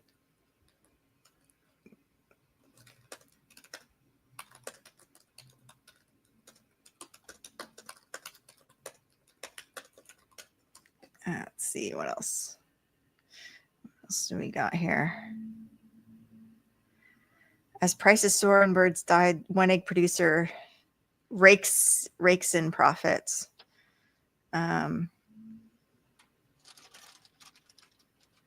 Why are taxpayers bailing out the egg industry during record profits? That's a good title. I like that. Because we'll love a title that starts with a question. Yes, we do. Because we don't like to tell people what to think. Well, no. And like, if people are like, oh, that's a good question, I want to answer to that, I'm going to click on that.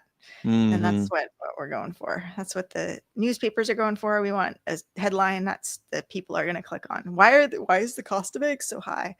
Why are taxpayers bailing out the egg industry while they make record profits? Right, they're making all the money. We're taking all the risk. Rake in. They're taking all the risk. We pay for it all. Mung beans, baby. Yeah. Mung beans, says Sensi. Totally agree. I like the mung beans. All right.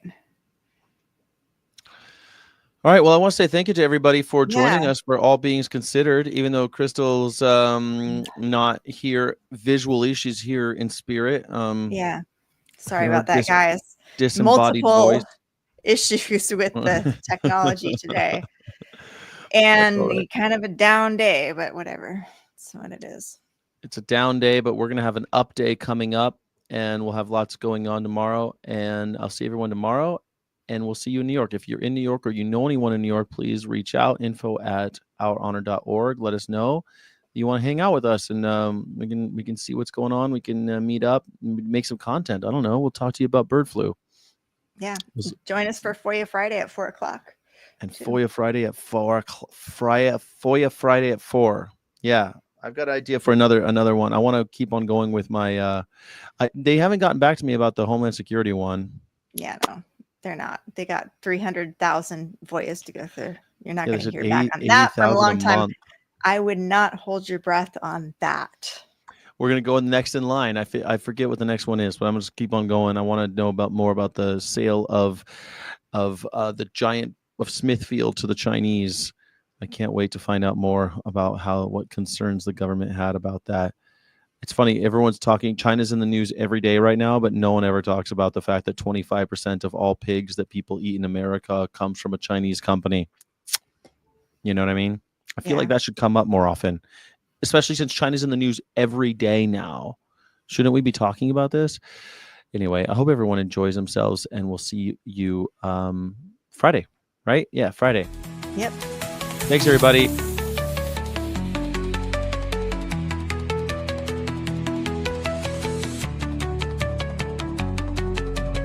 All beans considered. I love beans. Good night, Kathy Skywalker. Thank you. Appreciate you. Bye, everybody.